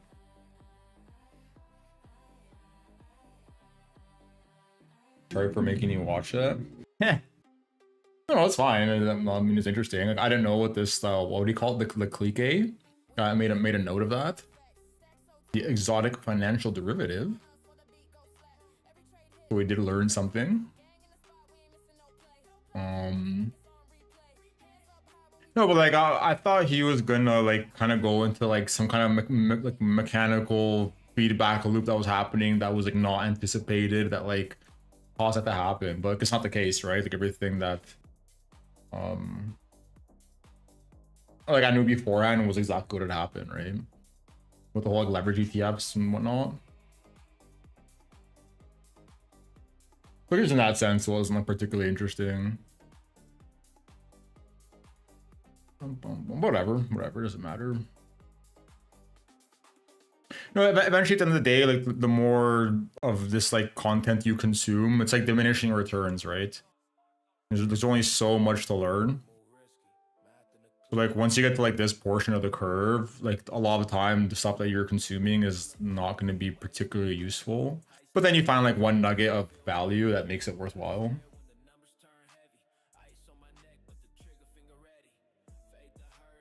Is that the way I look at it? Boom, boom. This so far we're dicking around right where we were when the stream started. Just ding donging fucking around.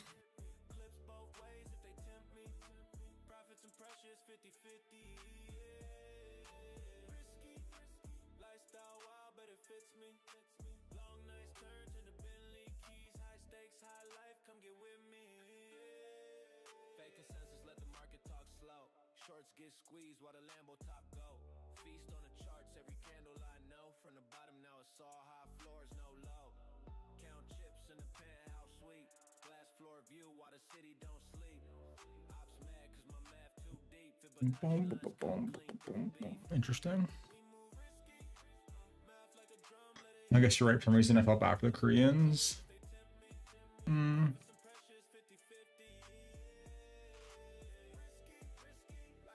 I don't know.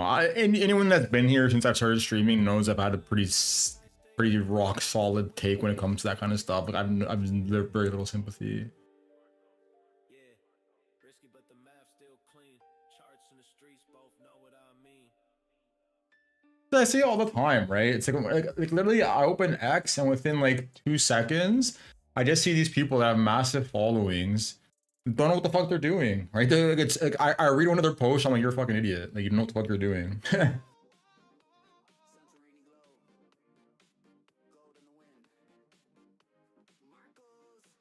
And then when they get wrecked, I don't really care. Like instead of actually learning how to properly like engage in the markets and trade, they just spend their time on social media yapping, trying to get engagements, or like just dump coins on their followers, etc.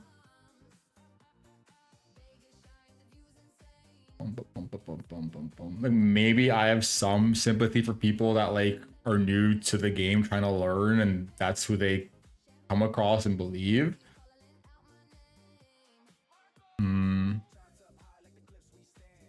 But at the end of the day, I don't feel bad for that either, because it's like, to me, that's just taking the easy way. They're trying to take a shortcut, right? Instead of sitting here and like reading books, studying what professionals do, like watching interviews, going back and looking at how things happen in history, they're just like go on social media and find some guy that's posting some like fucking nonsense, like,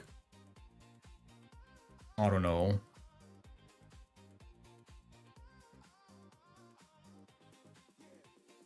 They just like have some like random post and they just put like a box up here. Like here would be like an example. For sure you see some bullshit like this, right? Someone will come here and be like, oh my god, guys, like we're breaking resistance, go max long. If you say so, bro. Like I feel like that's like 90% of the shit I see on X. Ridiculous. Ridiculous.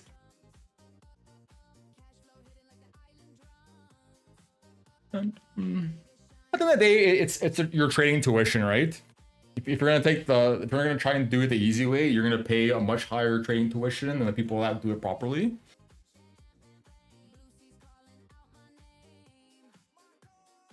I don't know. At the same time, like what I'm saying now could be like completely just fucking out of touch of bias, right? I suppose I did start trading as like an adult with a fully formed brain who also has like been involved with the game theory my entire life and who also like worked the job professionally. So it's like a bit hard to like relate what it would be like to be like an 18-year-old getting into trading. So perhaps there's a lot of things I'm like missing out on here, a lot of context I'm not aware of.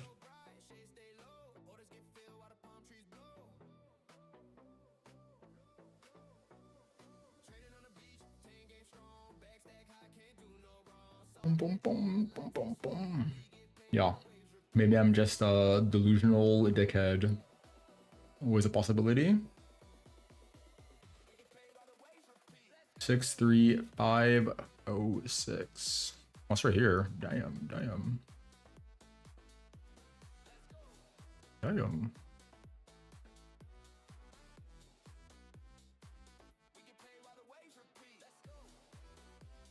I'm just thinking about the juice box. I'm getting tired. Boy, I'm getting tired.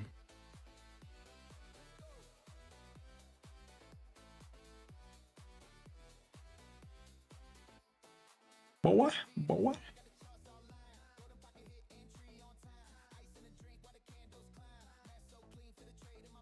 What should we do? What should we do?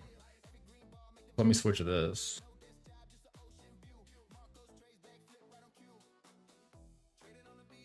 Because I might do the juice box now and then maybe chill a bit. I guess we can look at some of this options data just out of curiosity.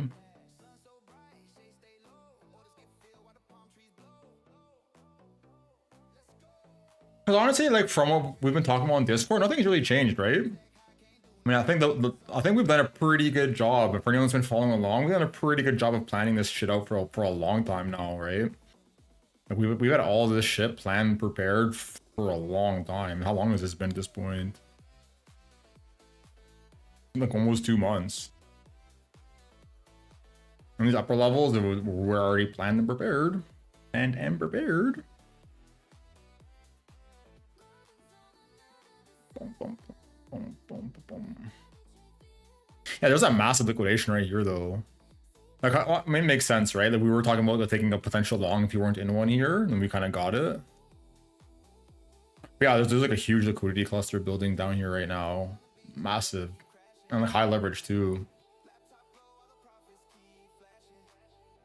So there's a roll we start to like fail up here, right? And it's like fail to value area high and rotate lower. Yeet. Yeet, yeet, yeet, yeet, yeet. Boom. It's kind of nice. You know, the nice thing is that I haven't really touched the long. So like, I have a lot of wiggle room with this thing still, so I don't really have to worry about any of these retraces. Don't gotta worry too much. Kind of just lets us chill.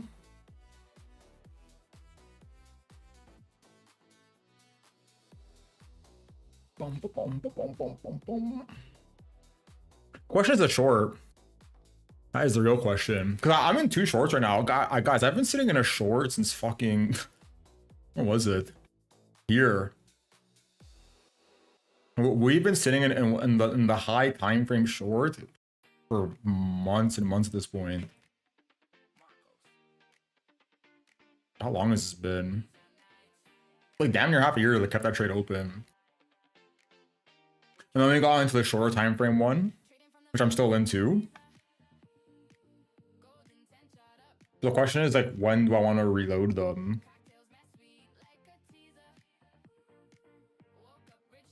Because the thing is, like we were talking about potentially adding to the short previously, but I haven't yet. So I don't want to fuck with the average price. Because like that way I can kind of just chill like while I've been in Toronto. Because like yes, I'm still in Toronto nerding out, but I'm doing a lot more stuff. Like I'm like going out on a regular basis. I'm not always kind of super dialed in, tapped in what's going on. Like, looking at my computer. So this way I can have like the wiggle room of like not having to worry about getting like stopped out and getting back in once I've already taken profit on these positions. But we do need to reload the shorts for show. Think you have a gift? Takes a lot of work to understand all this stuff. Really doesn't, right? Really doesn't. Patience? Yeah, possibly. Patience is definitely, I think, probably a factor, right?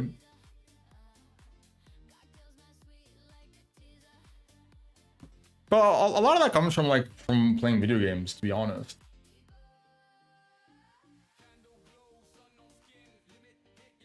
So you can definitely learn it. I feel like anybody can learn it. Because the other thing about trading is like this, right? Like let's just think about like what happens when you're not patient. Like there's so many examples. Like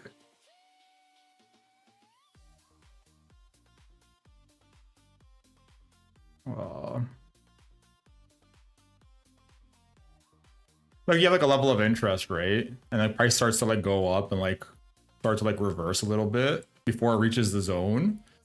and then you like FOMO in, and then it just does like the next drive, and then you get stopped out, and then where you would have been getting filled, and then it just goes. And the other thing too, like one thing I noticed pretty early on was like, okay, I would have like a day where I get like a nice juicy trade, and let's just say I made, I don't know, let's just toss some random numbers, $1,000 profit, because I waited for a nice chill setup, and then like the next day I'll like try to weasel my way in a little early, and then I'd lose like 500. Let's just throw some like imaginary numbers. It'd be like minus 500. And then like the next day, let's just say you make like 1,500, like another 1,000, just to keep it clean. Damn, I can't even type. And then the fourth day, you like lose 1,000.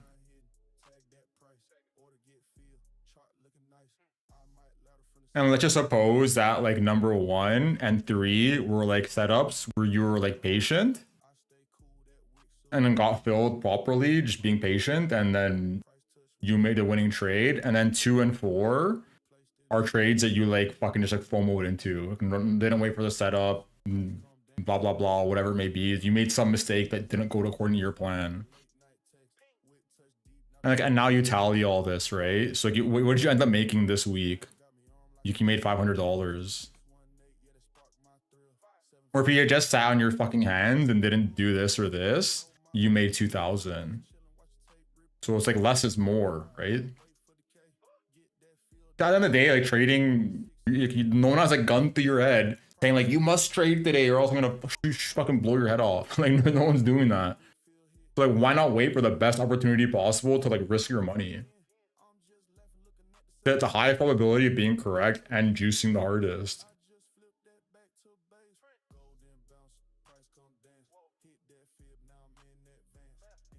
I mean, yeah, I mean, I'm sure. The thing about trading is that realistically, if you talk to anyone that actually trades and has made a living out of it, and you talk to them about like mistakes that you've made along the way, the probability of them having made the same mistake is like damn near 100. Like we've all made the same mistakes at some point, right? Like the question is like, who stops making them? Like, who is aware enough to realize it's a mistake and then stop doing it? Yeah, Marcos, you sure of that? Bottom in, baby. Now we dancing. Like I always say, trading is a very iterative process. Like you have some plan, you try it out, and then like you repeat. And every time you repeat, like you either like learn something positive or you like learn something negative that you're now not doing. And you're just doing this over and over and over, and you're keeping all the good, removing all the bad. And as you keep doing this, like you're getting better and better and better. And then the money comes, right? That's the thing. Like the money starts adding up when you do the right thing consistently. And your confidence builds.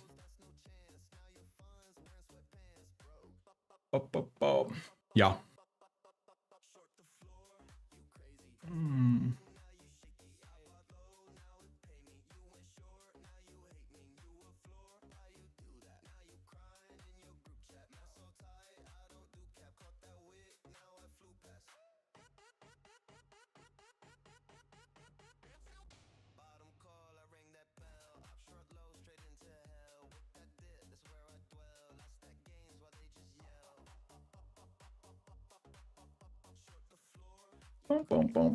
But yeah, patience is important, right? Patience pays. That's the thing we need to remember. Patience pays. First and foremost. And it's very common too. It's like a very common. The trend of most traders that I have studied is very similar. When you first start, you're taking a shit ton of trades.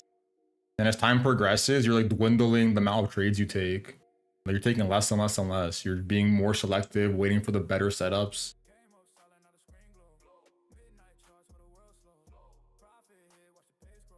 And it also works better in terms of like managing your real life, right? At the end of the day, most people trade for what? It's like they want to have make a bunch of money, but two, and probably most importantly, is you want the freedom, right? You don't want to have to fucking work 9 to 5 every day. So like imagine you're waiting around to take like 1 trade a week, 2 trades a week. You have all that time to do other shit instead of sitting here taking like fucking 50 scalps a day. I think that's crazy. Like to me, people that sit here trading like 100 times a day, I think is fucking absurd. I would never want to do that. Sounds like miserable. Sounds literally miserable. Okay, but let's start doing this juice box. There's nothing really to cover though, to be honest. Be honest.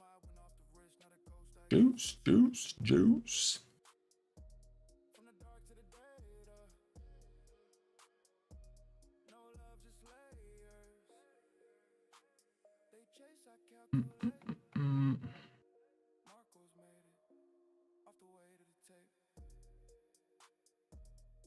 The thing is, realistically, if we're gonna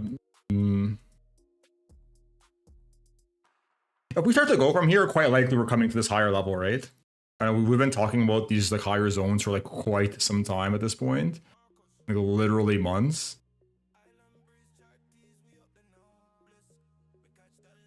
So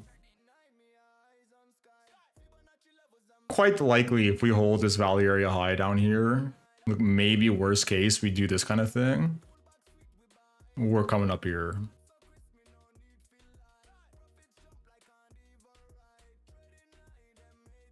So that's probably going to be like the next main short zone. If you didn't take this like fucking negative point of control tap that we had talked about,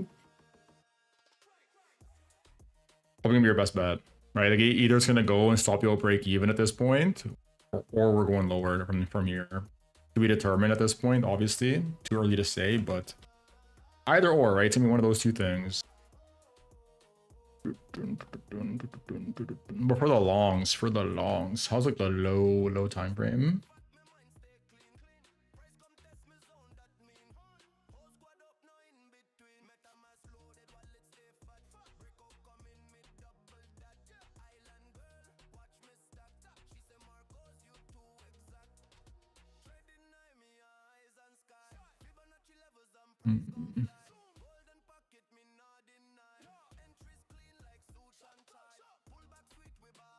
Yeah, also the other thing I forgot to say, I kind of skipped over a point, skipped over one of the comments you said in terms of like a lot of work to understand all this stuff. It's really not, guys. Like this technical analysis shit and like looking at the charts and like locating levels is not a lot of work. Like if you really dedicate yourself to like learn 1 to 2 topics every day in depth, in a few months you know everything.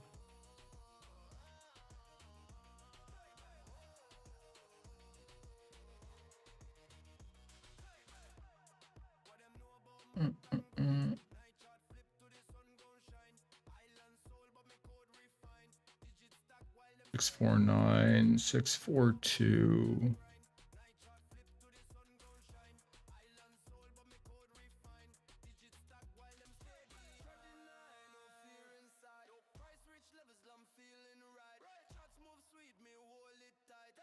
What's this stuff all doing?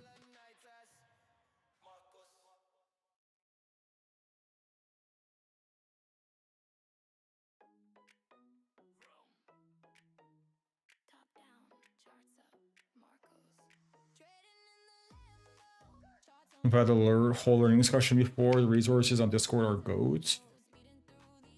I don't even remember what's on there anymore. Where's Discord?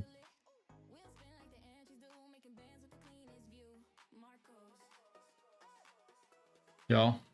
Yeah, there's a lot of stuff on there. The thing is, like, nowadays, like, we're also in the era now where you can just ask, like, any LLM a lot of this stuff, and it kind of explains to you a pretty decent job.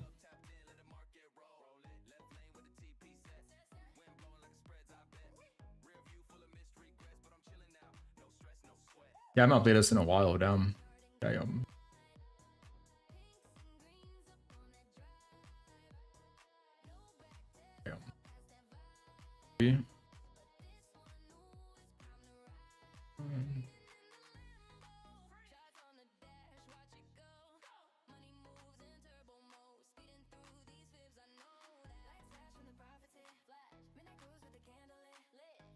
This is my dilemma right here. Let's just kind of give this some thought.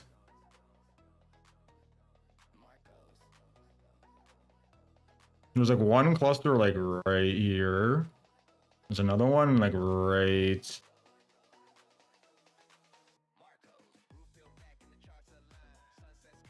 Right here.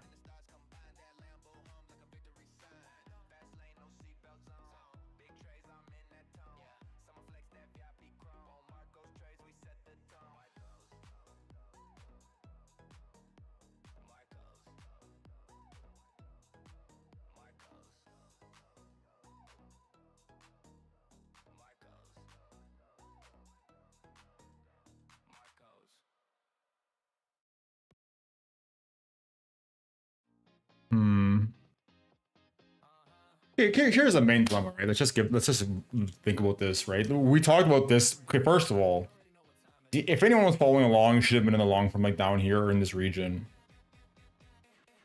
Then we also talked about these golden box reclaims, right? This is where we had the box when we last streamed before coming back, kind of like this zone right here. We talked about like taking the longs, like either you could have either taken the 886s, right? Both of these were like 886 pixel perfect retraces, like there. Or if we did like the other one to here. Or like the reclaim of the box that we talked about, which you got the reclaim and the retest both times. But at this point, you should be in the long and you should have taken profit already. And if you didn't take any of that, then we talked about this on Discord last, which is like another opportunity. Now you're like really trying to weasel your way into this move, right? Like you were mega late at this point. And like we know how these low time frame things go. Like, yes, is there a world where we come down here and do like ding, ding, ding? Yes, obviously it is possible. But like the edge is not going to be very strong for any of these. And the other thing about these three zones right now is that there's like a big fucking liquidation down here. Mega liquidation. And if we start to like make our way down, like let's just think of what's happening on the higher time frame. We'd be doing like a failed auction at the previous week value area high. In which case like this rotation is like now in play. So like, do you want to dabble in any of these? Potentially risking getting ran over down to here. Up to you, I suppose. But like, these are not the kind of trades I'll be looking to get filled with limits like ahead of time. Like the move is not like extended by any means. There's not gonna be a lot of edge.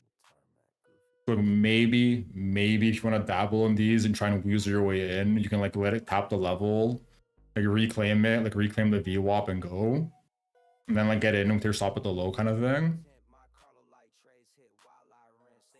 But just be mindful that these are not the best quality setups. And if anything, you're gonna be playing like this one. Thanks for the analysis. Yeah, no problem, no problem. More so for me to be prepared, right? For your boy to be playing prepared. Because I do want to consider adding to the long. Like my plan originally was to add on flipping this level. So I posted on the Discord on the weekend. Like I was watching when we were coming up here because I talked about how I wanted to add flipping this zone. That was like my plan to consider it, but then we like blew past it and never like retraced. So I was like, whatever. Then I was doing shit, so I don't really care to really watch it, and I never ended up adding at this point. So now it's like, maybe I'll if we come down to like down here and start to like flip and go, I'll like consider adding. But wait, I don't have to force it at this point. It's not like it's unnecessary. It's just if I want to be a little bit greedier with it. I can take any of these plays, but the thing is like the difference between me doing it and people that are trying it into fresh trades is that I have the ability to do this risk-free, right? Like I don't have to worry about getting stopped out for a loss if I add at any point here now, because I'm already in from literally down here. So like that's the nice thing about getting into the moves like early, right? Is now you have the wiggle room to kind of play with it how you see fit. I'm just trying to be mindful of everybody else, right? And the problem with this level is like a little sus. Because like this move has been looking kind of weak the whole time. So if we start to like roll over all the way down to here, there's a world where we come like clean all this garbage. And there's a big liquidation right there. And this can also be one of those moves where we start to like melt down, right? It's like this kind of like price action, but just in reverse to the downside. Everyone starts like bitching out with their trade and either getting stopped out or like closing out to secure some profit. And next thing you know is just melting down. Especially if these things are doing the same thing. Like imagine S&P comes down and just clears like all these lows. Like ding ding ding. It'd be a little sus to say the least. Let's clean up some of this garbage. We'll kind of leave all that context, right? Like we've already talked about these lower levels, so don't really give that much thought. But in terms of this like lower time frame shit, just keep that whole context of this like 10-minute rant I just had in mind.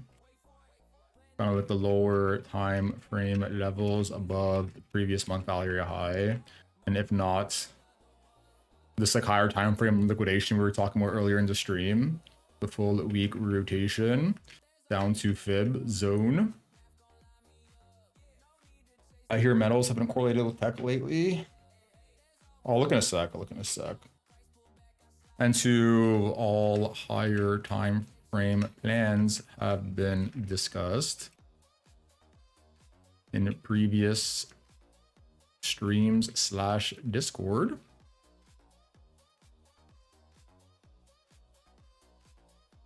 And for the short, kind of same story, right? You're a little late potentially. Like if we are to roll over from here, then you're definitely a little late. Like what we had this zone marked out for a while. So best bet would be some kind of like bearish retest of this crap. I suppose you do start breaking down here and failing on the higher time frame. Like something like that. Dun, dun, dun, dun. Yeah, but again, a little risky, right? Like you're in the middle of this like ding dong tightening range. So like obviously your edge gets less and less as it starts to happen. So what do you see? Kind of like take either like the failed auction / bearish retest of the previous week value area high. And if not the higher levels, higher time frame levels discussed above. We've talked about these for a while, so don't really need to like beat them to death at this point. Like whether it was the previous streams a while ago or in the Discord, like all these zones we've discussed at some point. Hence why we have the white circles here. Dun, dun, dun, dun, dun, dun. But I'll definitely be looking like for like the mainly focus on the ones that have like the liquidity building on them. I wouldn't worry too much about these like random nitty-gritty levels. But we'll probably kind of give it a revamp tomorrow. I'm a little tired right now, so I don't care to sit here nerding out on like 70k plus. But we'll do it tomorrow. We'll give it a bit more thought again, just to be sure we're super up to date. Because I'm gonna want to be playing up there myself at that point, like looking to reload the shorts. Oh, I'm thinking, is there anything else to the downside?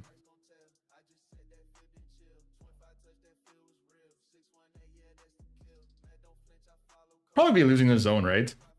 Like something like this, kind of like 886 to like the golden pocket rotation kind of thing.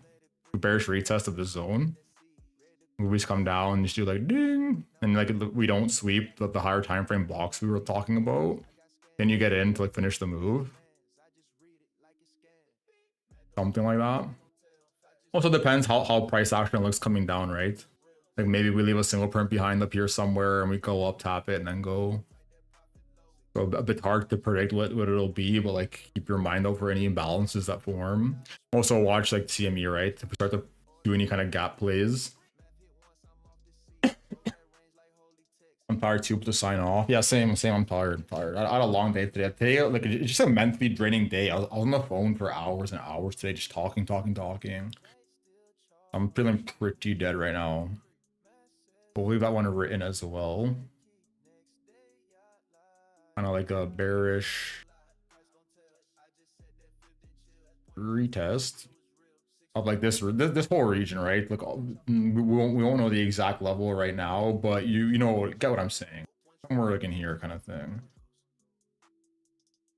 Very free test of the fib zone slash volume boundaries. That should do it, right? That's that kind of enough to hold you off for a day until we're back tomorrow.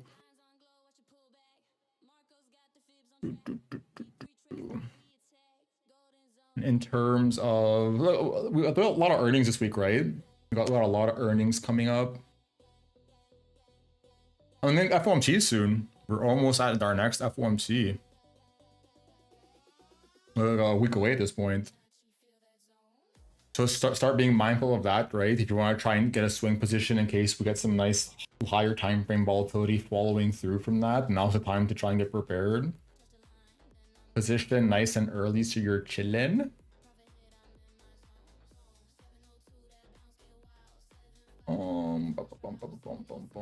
Yeah. And like also like, I mean, we talked about in Discord, but this week is also the beginnings of the rate announcements like globally. So yeah, a lot of interesting stuff coming. But I am falling asleep, so I guess we'll look at one thing in terms of the metals. Metals correlated with tech. Or like what's the